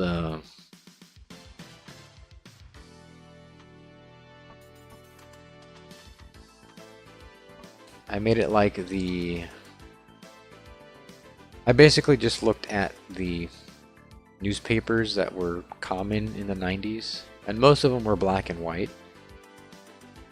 Usually if they would be more expensive if they were in color. So I liked the idea of those high contrast, you know, cheap magazines, or cheaply produced magazines, or newspapers. So I went with that, at least for now. So there's just a lot of different things in that whole realm of presentation that you could do that pretty much that a lot of games haven't touched.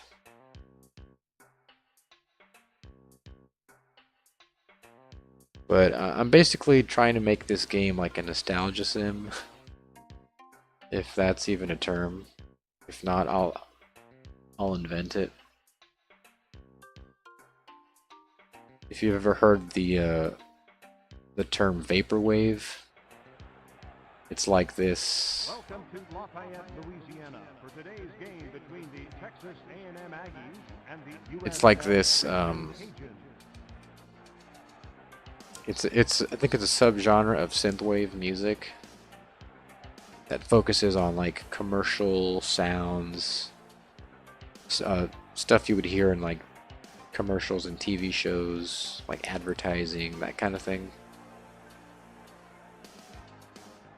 If you ever watch like retro commercials from the 80s or 90s, you'll immediately get the vibe. But I'm basically trying to put that concept into the game. Let's kick.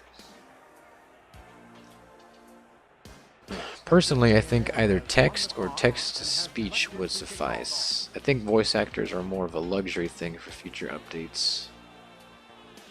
It also strikes as more of a retro nostalgia thing to me. Yeah, voice actors are not exactly within reach. So, thing is that the actual text that you would have to read would have to be pretty short, which is fine, you know. But like if you wanted to have like a little banter between the characters, it would have to be short, just because people don't want to read a whole paragraph of text. That would make people want to skip the shows, which I don't want. I want the engine to be dynamic and powerful enough to where you actually want to watch the shows, and that there's enough components for the show to use that it would take years and years and years. You know, thousands and thousands of generations to actually see all the possibilities of what the engine shows. Basically just a lot of combinations of pieces.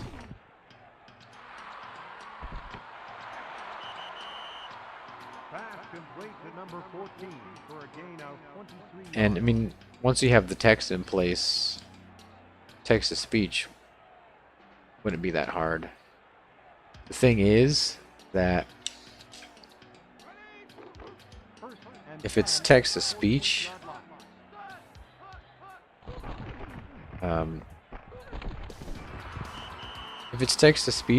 you can use various text to speech engines, but that's different than an AI voice. A text to speech engine is just computerized reading of the text.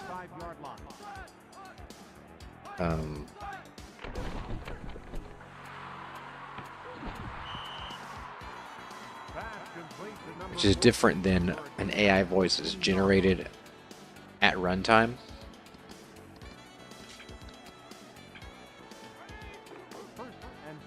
So it'd be like the game is generating the actual voice asset while the game is running versus,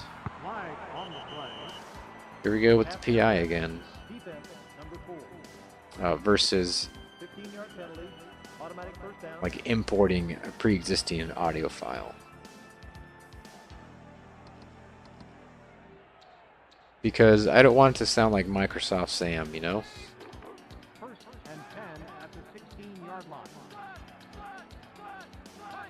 I definitely don't want Microsoft Sam to read your sports news. So I gotta avoid that. And USL looking like LSU.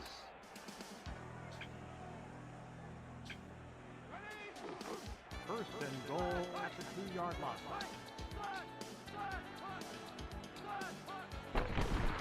And they get it. Maybe as a method to get people to watch it, you could have last-minute injury updates, game conditions, etc. that are only displayed in that show. That way the game plan get ruined.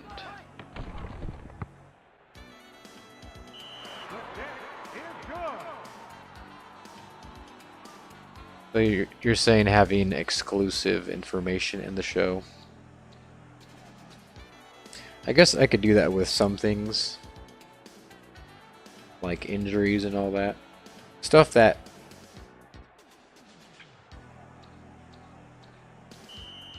that you don't really need to know. Like, if some team's backup center is injured, or even if their starting center is injured, is that really going to affect how you play? Probably not. But it's still cool to know. And so if it's presented to you in a show format, then you know, you're more likely to watch it. I can see something like injuries and just specific details that are not necessarily crucial for you to know, but are fun for you to know. That would be one way to incentivize people to watch the show. Pass complete to number 37 for a gain of 12 yards.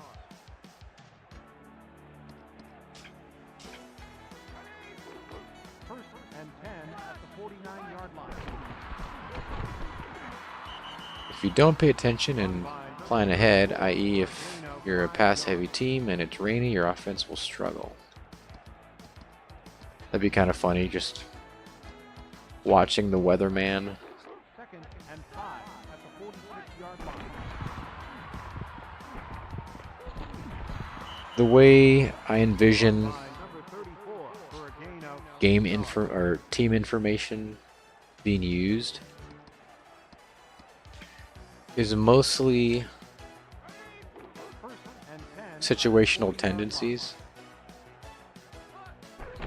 Not like exhaustive tendencies in like every possible situation, but like a few specific ones that you would be more likely to pay attention to.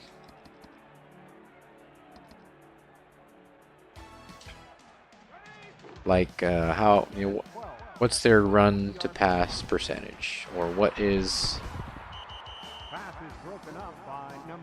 you know, how often do they call this formation on first down, second down, third down, fourth down, etc. Stuff like that. And it's stuff that you can use in the game to, you know, call formations and all that. And that's another thing is, at first I envisioned, this is a long time ago, I envisioned more like Tecmo Super Bowl play calling, to where the offense calls their play and the defense tries to guess what play the offense picked. And I still want to incorporate, nice touchdown, I still want to incorporate something of that concept.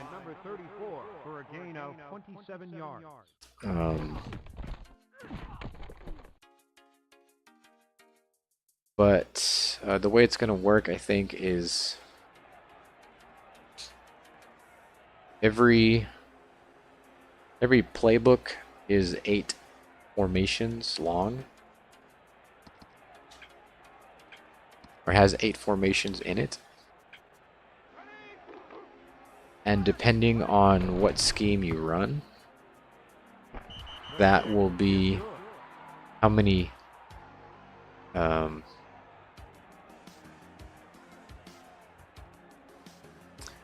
that's going to determine what packages are allowed to you. So I have them written down somewhere, but there's 5 basic offensive schemes, and each scheme has its unique packages. Some of them overlap because there's not enough of them to really, come on. There's not enough of them to really keep them all separate, so they overlap a little bit. And so you pick your formation, and then I imagine that there would be you would see the field, you'd select your formation, and then you would kind of select the details of the play during the game. And it would have to be easy and quick enough to where you can do that on every down. So I might have to take the game clock out or change it in some way to where if there's a little bit, if there's too many things for you to do every play, I'd have to do something about the play clock, because that would get frustrating. Having like false starts being called on you all the time. But you call your formation, and then you have to set the details of what the actual players are going to do.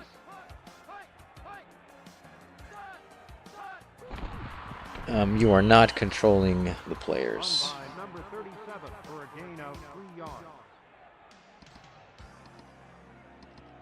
You're not controlling the players, you're only controlling what they do.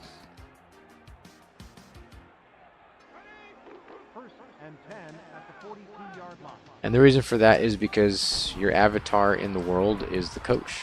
You don't control the players. Run by number 24 for a gain of 4 yards. In my opinion, At the end of the first quarter with the score tied at 7. controlling the players kind of makes player ratings irrelevant. because then the players behave like you would control them. They behave like you would, versus like what they're programmed to with their ratings and everything. Pass interference. Defense number 30. So 15-yard penalty. Automatic first down. I like that they behave the way they would by themselves. You don't have to control them. That way, First and 10 at the 23-yard line. if mistakes are made on the field, then it's the player's fault, not yours. Number 24 is tackled for a short loss. I think it's hilarious when people bench, like if you're playing Madden or 2K or whatever. Let's say you're the quarterback throws an interception and then you bench the QB, but you're the one controlling the quarterback, so that was probably your fault anyway. But there's a lot of things that get left out if you can control the players.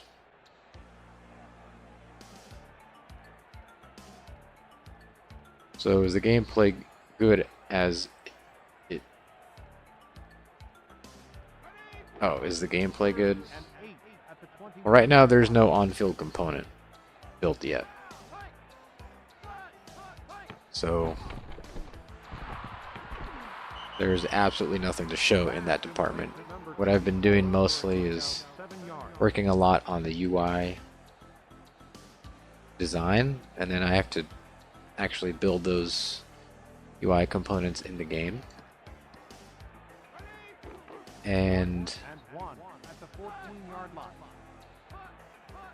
I've also have to write all the logic for the career stuff, like getting new players onto a team, having the players, graduate as they get older, having the coaches, switch to different teams at the end of the year, all that kind of stuff. I have to write all the AI and logic for that. First and goal at the 1-yard line. God.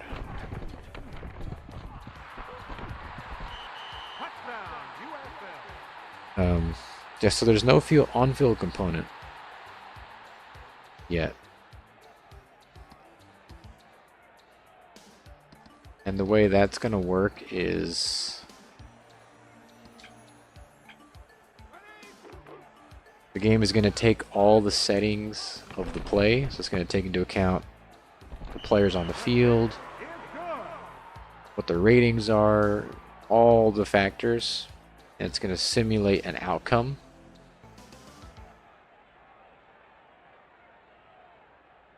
And then it's going to,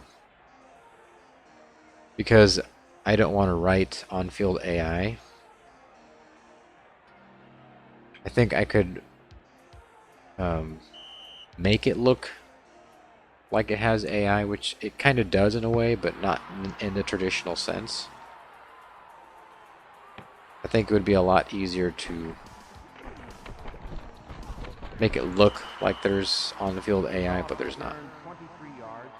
So basically it would simulate an outcome, and then it would kind of choreograph an animation that's consistent with that. And so that way there's no like on-field glitches or anything. It's all taken into account with the simulation. Pass is broken up by number 10. Have you ever played NFL head coach? Yes, actually. I played it a little bit. Second and 10. 25-yard line. I had some issues with it. I played the first one, Gain of 13 yards. but it's basically like that. Like, that's the perspective you're taking.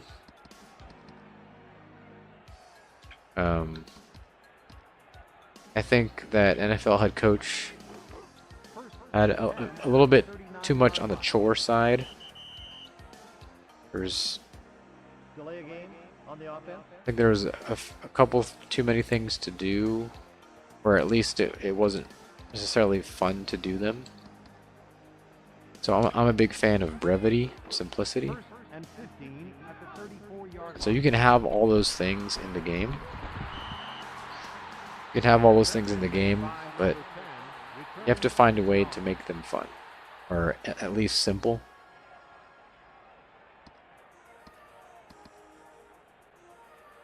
And you have to find a way to make them consequential. First and 10 at the 39-yard 'Cause that's how you start to get strategic decisions, impactful decisions. by number 44. I don't want to make a chore simulator. I want to gamify being a head coach. And there was some cool things that were in NFL head coach, but I think it was a little bit too much on the chore side for my taste. Run by number 24 for a gain It of reminds me a bit of what you're trying to do. Yeah, I'm making a coach mode game, so it does share that in common. third and 3 at the 33-yard line. Sort of like a retro nostalgia coach mode game, basically. Run by number 24 for a gain of 5 yards. And I want it to be to where it's dynamic and populated enough to where each career feels different. First and There's different things that happen. 7-yard line. Each playthrough feels like a new journey, and you kind of discover new things, find new things. That's kind of the beauty of traditional RPG games like Morrowind and Skyrim and all these kinds of fantasy games or fantasy RPGs, is that Second and 9. ideally the world is saturated with content. There's things for you to find and discover, and like you can have new playthroughs and never take the same course twice, right? And I'm not saying that I'll be able to accomplish that right out of the gate, but that would be the goal. Third and 10 at the 20. That's the thing about sports games, that they're repetitive, and you do the same things every year, and there's just nothing else to do. For a gain of 4 yards.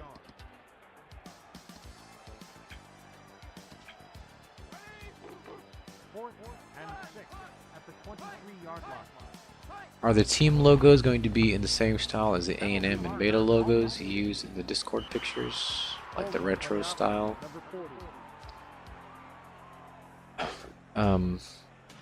If you look at the team, look at the team names or teams thread on Discord, you'll be able to find some of the logos that I actually have made for them. I mean, I guess it's kind of up to you if they look retro. But the thing with logos is that The kick is no good.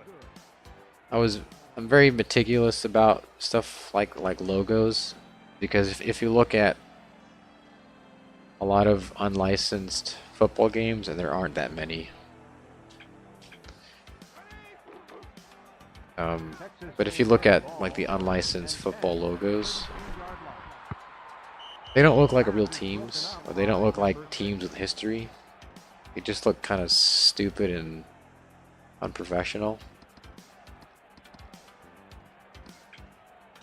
And so I didn't make them from scratch, or some of them I did. But basically there's different kinds of logos. You have your mascot logo, you have your mascot and letter logo, and then you have your That's the end of the first half. With the score, USL your 14, pure letter logo, kind of like Texas A&M. It's just a TAM. So you have that, and so what I had to do was, at the very beginning, I tried to make logos by hand, I would draw them and I would make the vectors and everything. But then I looked at how long it took me to do that. And they were okay looking. It wasn't professional though. Then I looked at how many I needed. 150 college logos, 32 professional ones, almost 200 logos.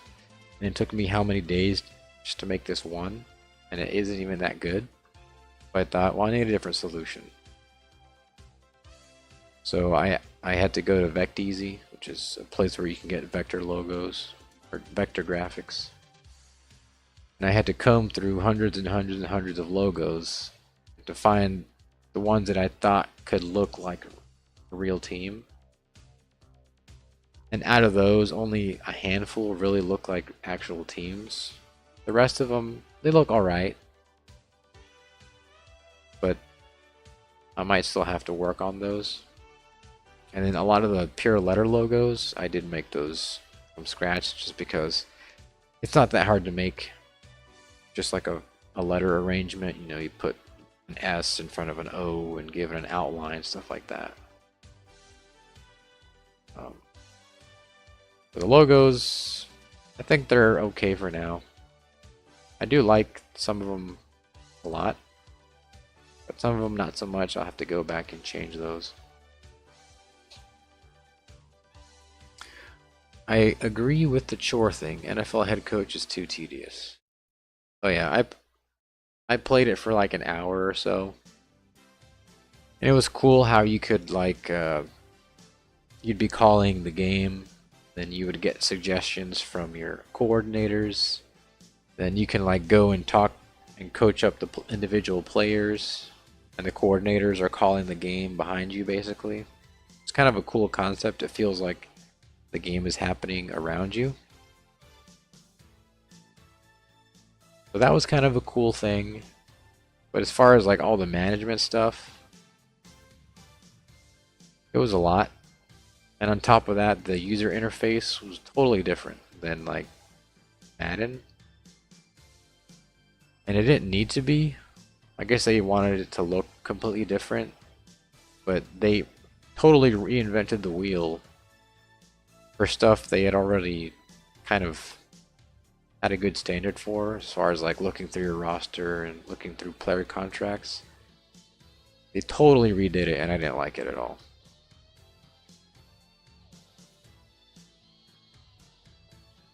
Is the game trying to emulate modern day football or more classic Smash Mouth? Well, there's different schemes.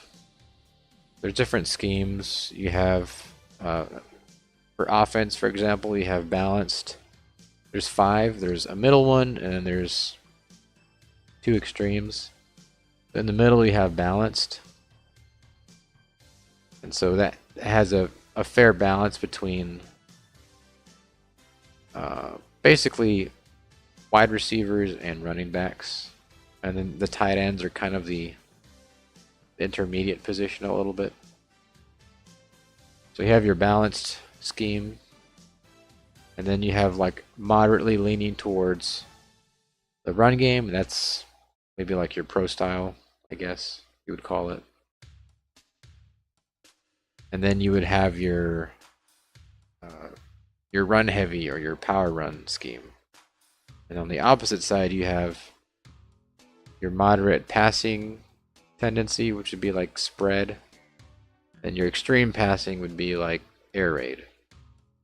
Those are the 5 offensive schemes right now. And each scheme gets its own little package. I think they have 4 packages each. And so when you're creating your formations, which the game will already have some built in, but you can create your own.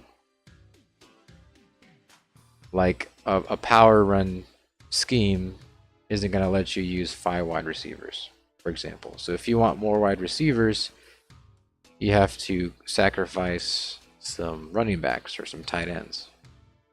So that's kind of the concept around schemes.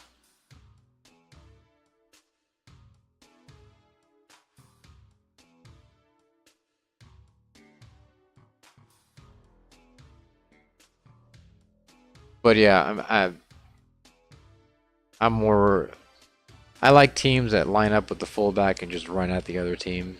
So that kind of, I mean, you had your passing attack teams in the 80s and 90s. But it was less so than now. So it's kind of that there's still a lot of teams that are going to have fullbacks, basically. It's going to be 90s football. Colton says, these are pretty cool. I'm dying at the Columbus State one. The block C instead of O is a nice subtle callback. But the Beaver for Oregon State is pretty funny. You could be really cheeky and change it to Corvallis State.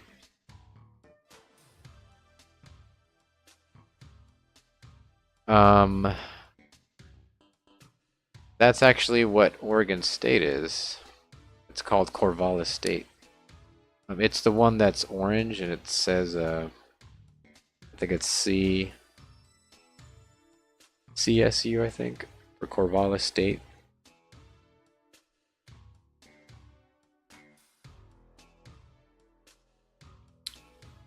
And I think I call them the Beavers or something. I can't remember. But what I tried to do was I tried to have at least the college. Well, I want the logos to be familiar, but I obviously can't use real ones. I want it to be familiar. I wanted it to be reminiscent of our real world counterpart.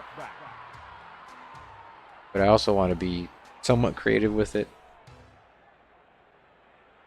And also, you know, not get into any trouble as well. Which I shouldn't. I don't think so. Texas A&M ball, 1st and 10 at the 20-yard line. There are some just straight up invented teams that I had to do because of the number of teams that I needed for the way that I wrote the conference structures. One of those, well, for example, Texas A&M. Since I have a Southwest Conference in the game,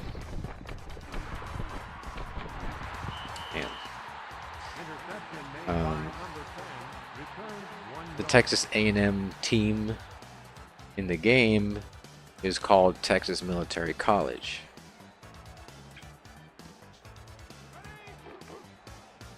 And their colors are maroon and white. But their logo isn't ATM. It's something different.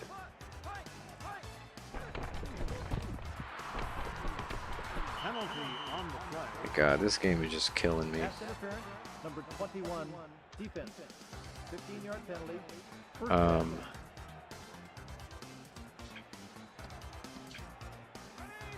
But then there's a team, for example, in the whatever the SEC conference is going to be called. Like I added a team from Savannah. I added a team called St. Joan of Arc. I thought was pretty cool because I'm big into Joan of Arc's story, and it being in Louisiana made sense. I took some creative liberties in some areas. For the most part, it'll feel familiar. God.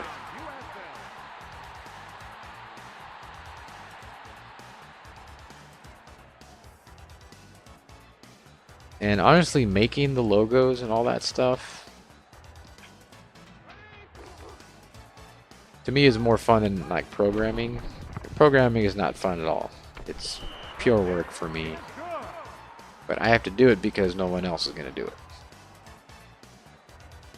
But the way I would work on the logos is I might have spent, you know, hours programming, and then I'd come back over here and I'd find, or there's a lot of like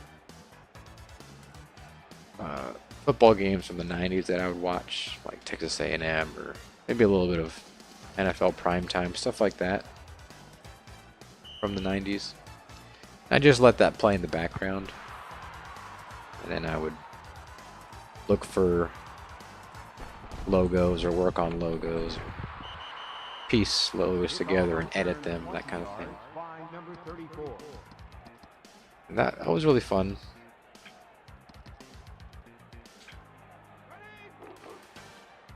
Texas A&M ball, 1st and 10 at the 30-yard line. Thank you.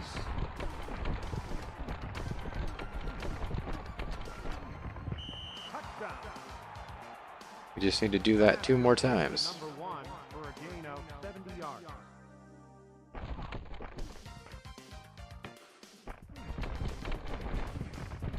Blowing past that secondary.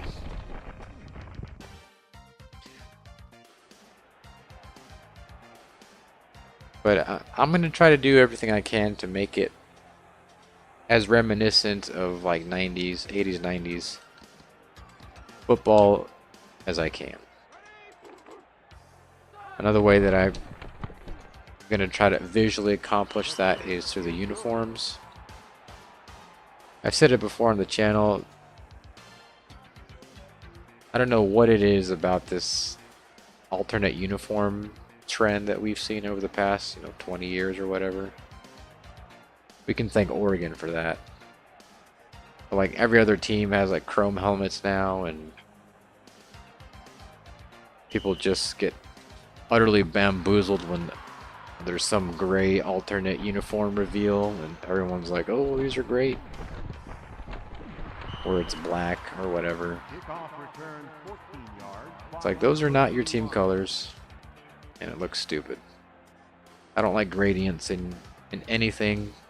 I'm all about, classic design principles.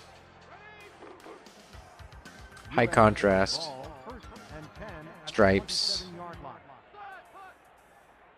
unique logos that are on the helmet and easily visible. God. Was it like 10 pass interference calls now this stream?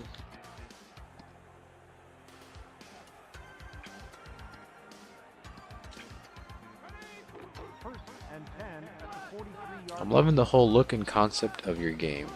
I hope it gains traction for you. I don't have a PC, so it'll probably be a minute before I could play it, but if I get one, I'm definitely buying it. Well, the thing that I'm focused on as well is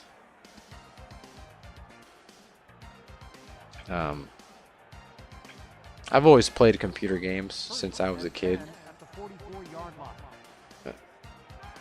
Not every kid played games on the computer. A lot of people played games on... This game is just hating me.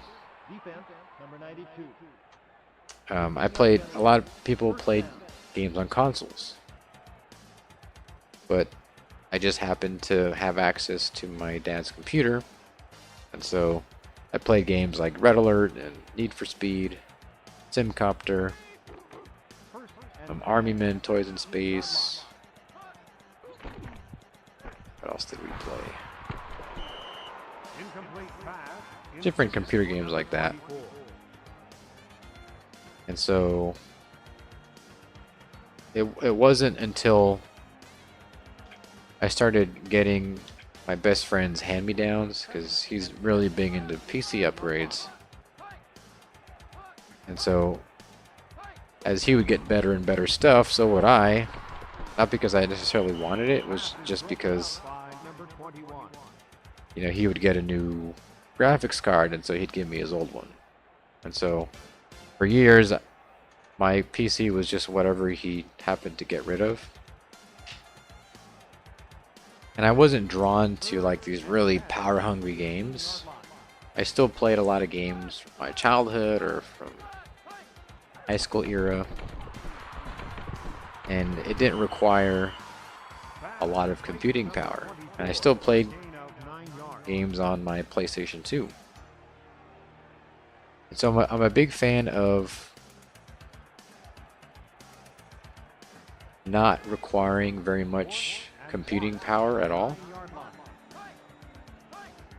And so I'm basically gonna make sure that this game that I'm making runs on your grandma's work computer, or works on your grandma's Windows 7 computer from 10 years ago.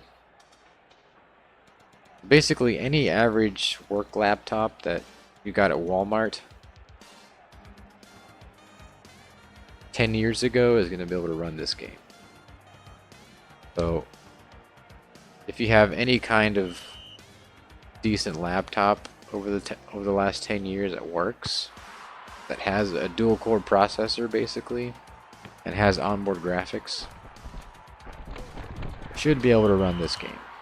Kickoff return 22 yards by number 34. So that's one thing that, like, if you look at, I don't know, college football revamped, you need a decent computer to run the emulators and all that. So it's like a minimum $500 investment plus. You know, you should be able to get a $20 laptop from the thrift store and run this game fine. Second and 10 at the 31-yard line. That's the goal, and I don't see that being very hard, Pass intended for number 37. because it won't be graphically demanding at all. At least it shouldn't be. The only thing that I can think of is just the sheer number of teams will require a lot of calculations. Third and 10. But there's ways around that. So you shouldn't need to have a gaming PC or anything to play the game. 39. So that I think that should help people get into it as well. 4th and 10.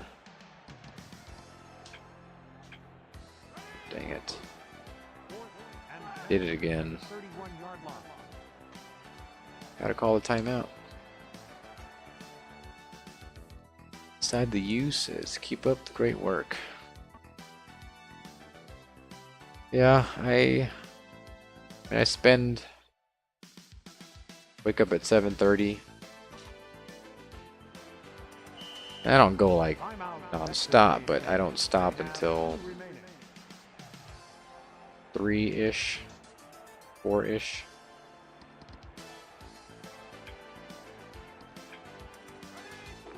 So it's usually like 6 to 8 hours on this thing.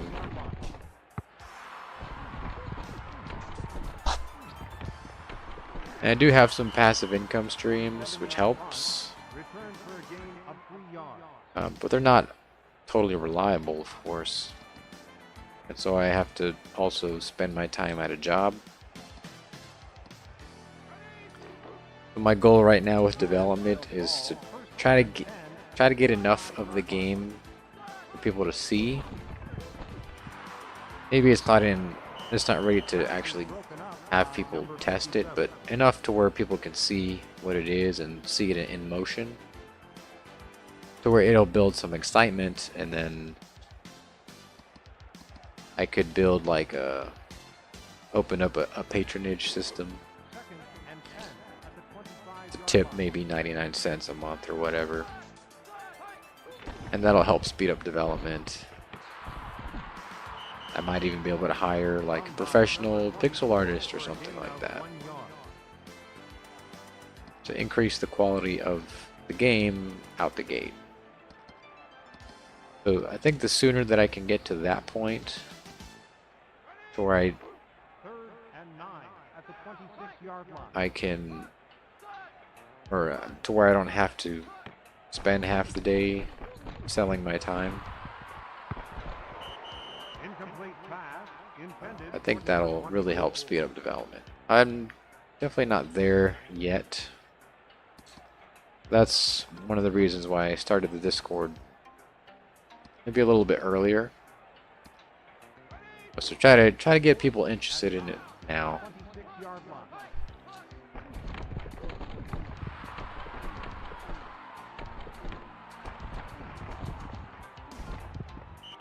If it's truly going to be minimal processing wise, I'll definitely buy it. If it doesn't run on my microwave laptop, then I'll have to upgrade to a cheaper laptop. Microwave laptop.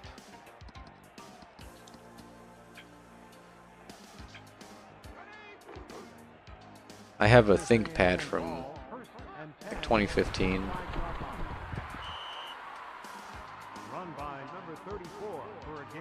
I'm going to test it on that laptop.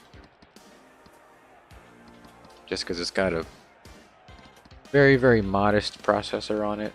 It's got whatever onboard graphics.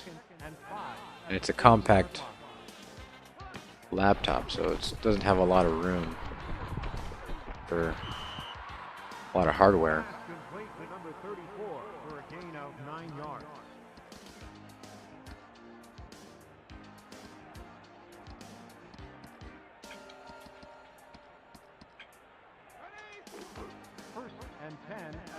Yeah, it should be minimal. You should not require a gaming PC at all.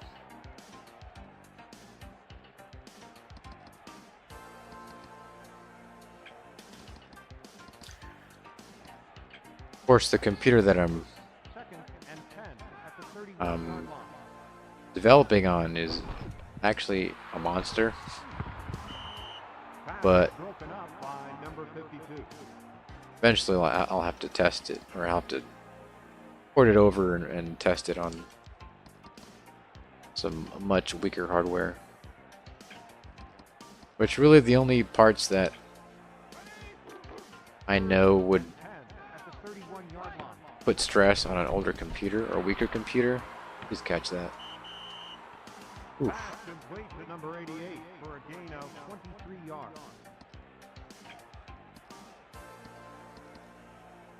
The parts that really put stress on the processor are like simulating 1600 high school games, or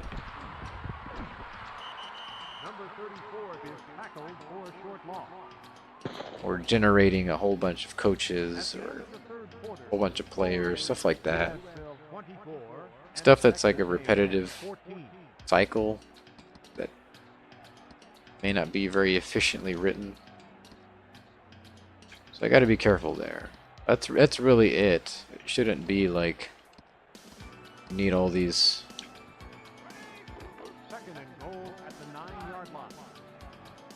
shaders and textures and all that stuff. 3D models. Run by number 20 for a gain of 4 yards.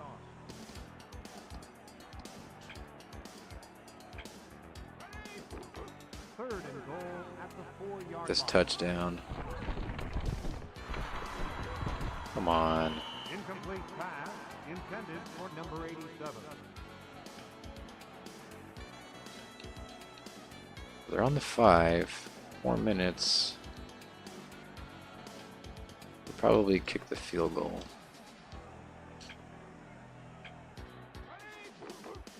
Fourth and goal at the 4-yard line. The kick is good.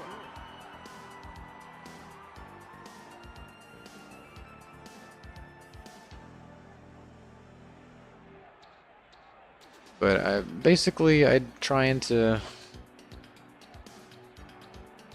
if I could get like 1,000 people to tip like 99 cents a month, I feel like it's a pretty modest commitment.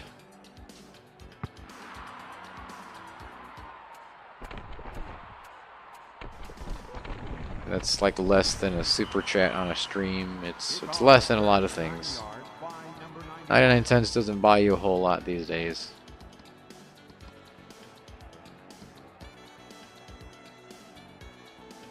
And maybe I'll add like perks just to kind of provide value to people other than just speeding up development.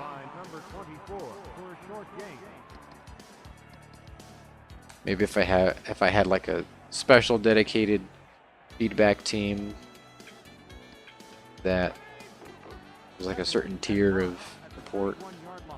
I don't want it to be very high though, unless people just want to. Pass complete to number 81. But I try to make it as modest as possible.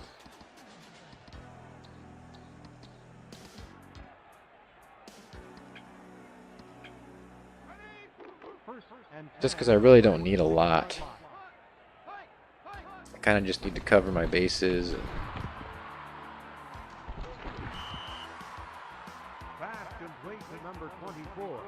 Really it. The budget for this game is my grocery bill, basically. Second and 3 at the 47-yard line. Oh, there's the pitch. Run by number 24 for a gain of 2 Third yards. and 2. Third and 2 at the 46-yard line. Get a third down stop.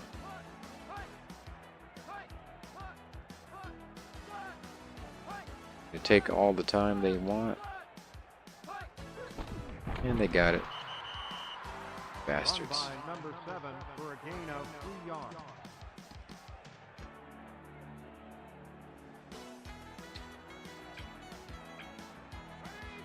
First and 10 at the 43-yard line. I guess I could also do like a campaign. Thing is, I need a big enough audience to do any of that. And there's a few YouTube channels that I'll probably reach out to for YouTube marketing. There's a few I can think of that if the game were in a good enough state, they would feature it on the channel. So I could get a lot more eyeballs on it from their audience who are already interested in sports games and or RPG games and or strategy games.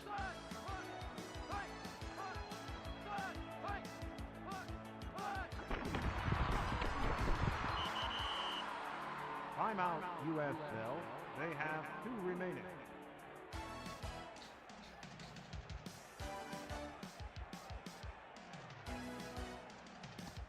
All right, 3rd and 9. Third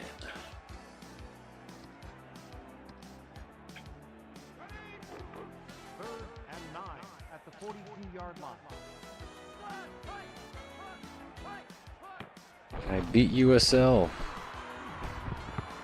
That would have been a great interception. Broken up by number 51. But of course they drop it.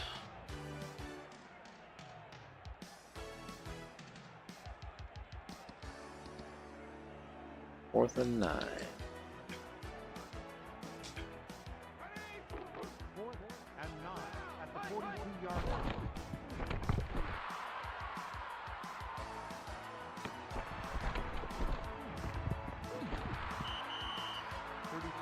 But aesthetically, the game is all 17 yards.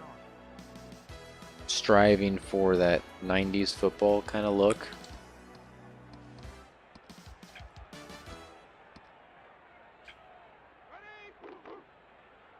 Texas A&M. I have a lot of football books down here Broken up by number 5.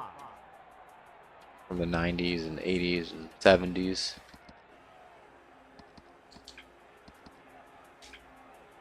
That are really good reference for like At the 21-yard visual line. things.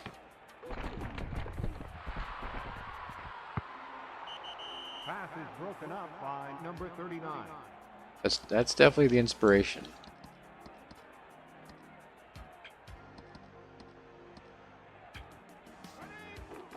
Third and 10 at the 21-yard line. There we go. Pass complete to number 37 for a gain of 25 yards. First and 10 at the 46-yard line. A bullet pass. Broken up by number 6.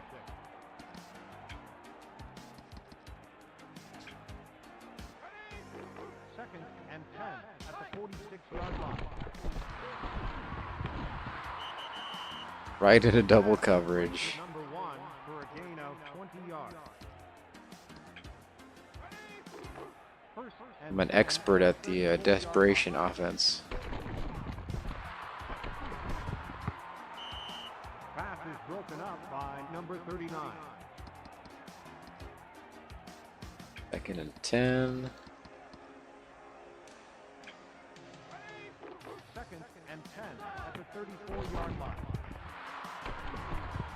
There we go. Touchdown. That secondary had to crack eventually. Pass complete to number 37 for a gain of 34 That yards. was only to tie it. Darn.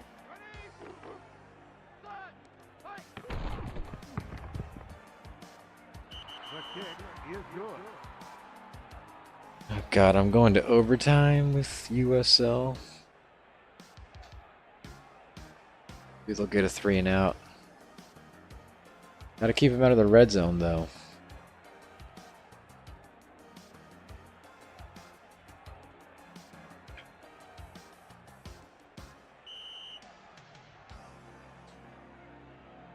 Oh yeah, another thing is the music.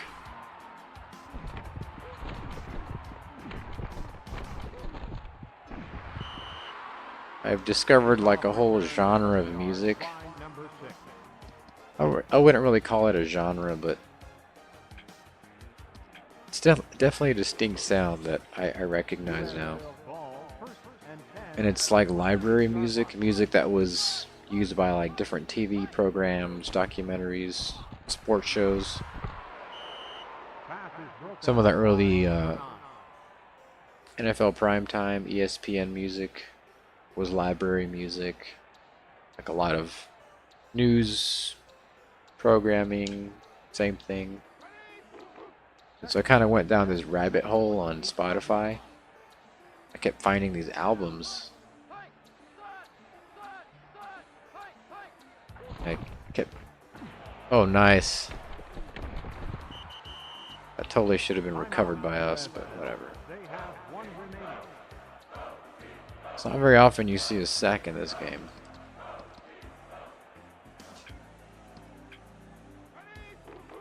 Third and long. But the music, it's like all these really cool library albums from the 80s and 90s. Broken up by Very, very, very distinct sound. You hear it and it immediately, it's like bam, 80s, bam, 90s. Gives you that like commercial kind of sound to it. Definitely going for that. at the 14-yard line. So it'll have that kind of music in the game. 33 Alright, yards. 19 seconds. For a gain of 4 yards.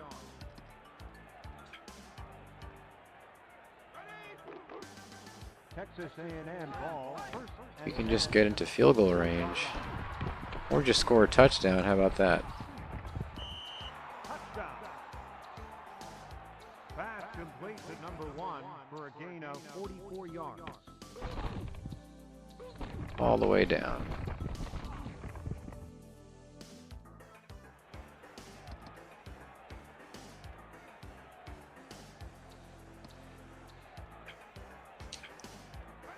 Let's kick this field goal. Bam. The kick is good. Now we just gotta hold them off for 13 seconds.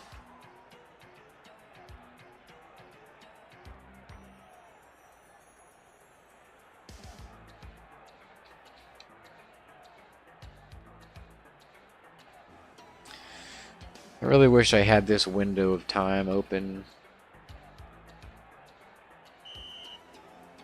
more frequently. I would definitely stream more regularly, or at least more regularly at night. I usually only have Kickoff return a window like by number 6. in the early afternoon. And that works for some people, but I think a lot of people like the evening streams a lot.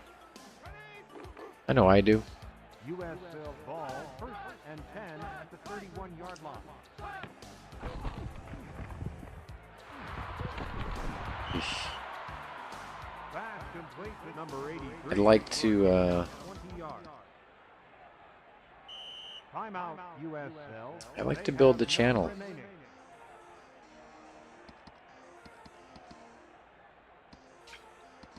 But that, you know, that takes time. First and 10 at If the it ever 49-yard happens. line. And I always get ideas for videos. I'm so busy now.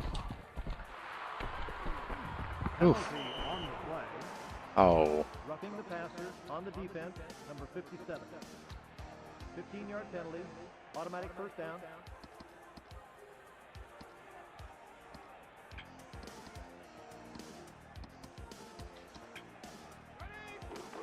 First and 10 at the 34-yard line. Here we go, 5 wide. Bam. Quarterback sacked by number 92. A loss of 11 yards on the play. That's the end of the game with the final score. All right. Texas A&M 31 and USL 24. That was just USL.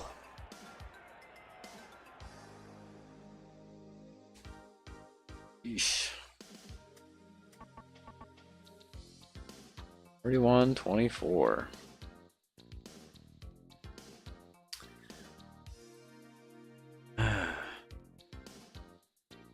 All right, that's it for NCAA 98 for a while. And there's games on the Genesis that I want to play. Thing about it is that I always like doing like seasons at a time. But I guess I could just do one-offs. Could kind of get to more games that way. But I like going deep in on seasons as well. I did like 4 seasons of NCAA 11. The videos weren't that great, but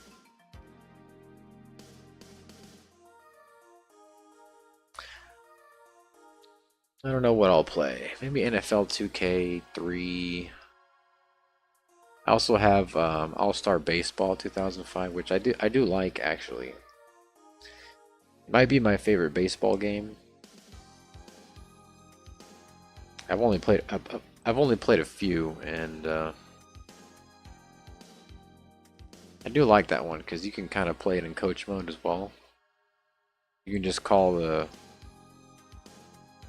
pitches and the hits and just watch it happen. And I played a season of that.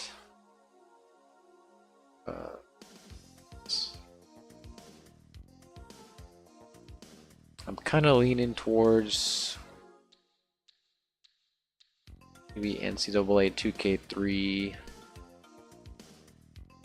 Then I also want to play college basketball 2K3 or 2K5. And I don't know. I'll figure it out. All right. What time is it? It is 1:15. Well, folks, I think that's going to do it for me.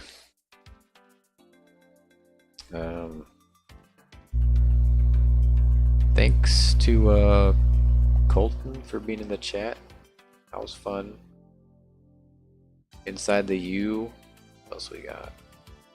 Retro Rewind Sports.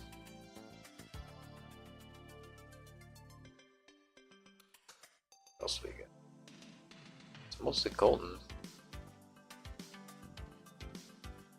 Yeah, I guess we got Zach USA and Joe's Atmosphere. You guys should check that channel out. Colton says, I'm happy to be a regular to keep up in case I miss something in the Discord. Yeah, that's cool. I used to stream more regularly at about 2 p.m. on Tuesdays, just because that's when I had the privacy for it. I don't like streaming when I'm not alone, just because it's weird for them because they're kind of stuck in a part of the house. It just doesn't work out very well. not really fair to them. So it's better when there's got the right space for it. But yeah, thanks for stopping by, Colton. Hope to see you again. But I think that's gonna do it for me. Hope you guys enjoyed it, and I will be seeing you guys in the next one.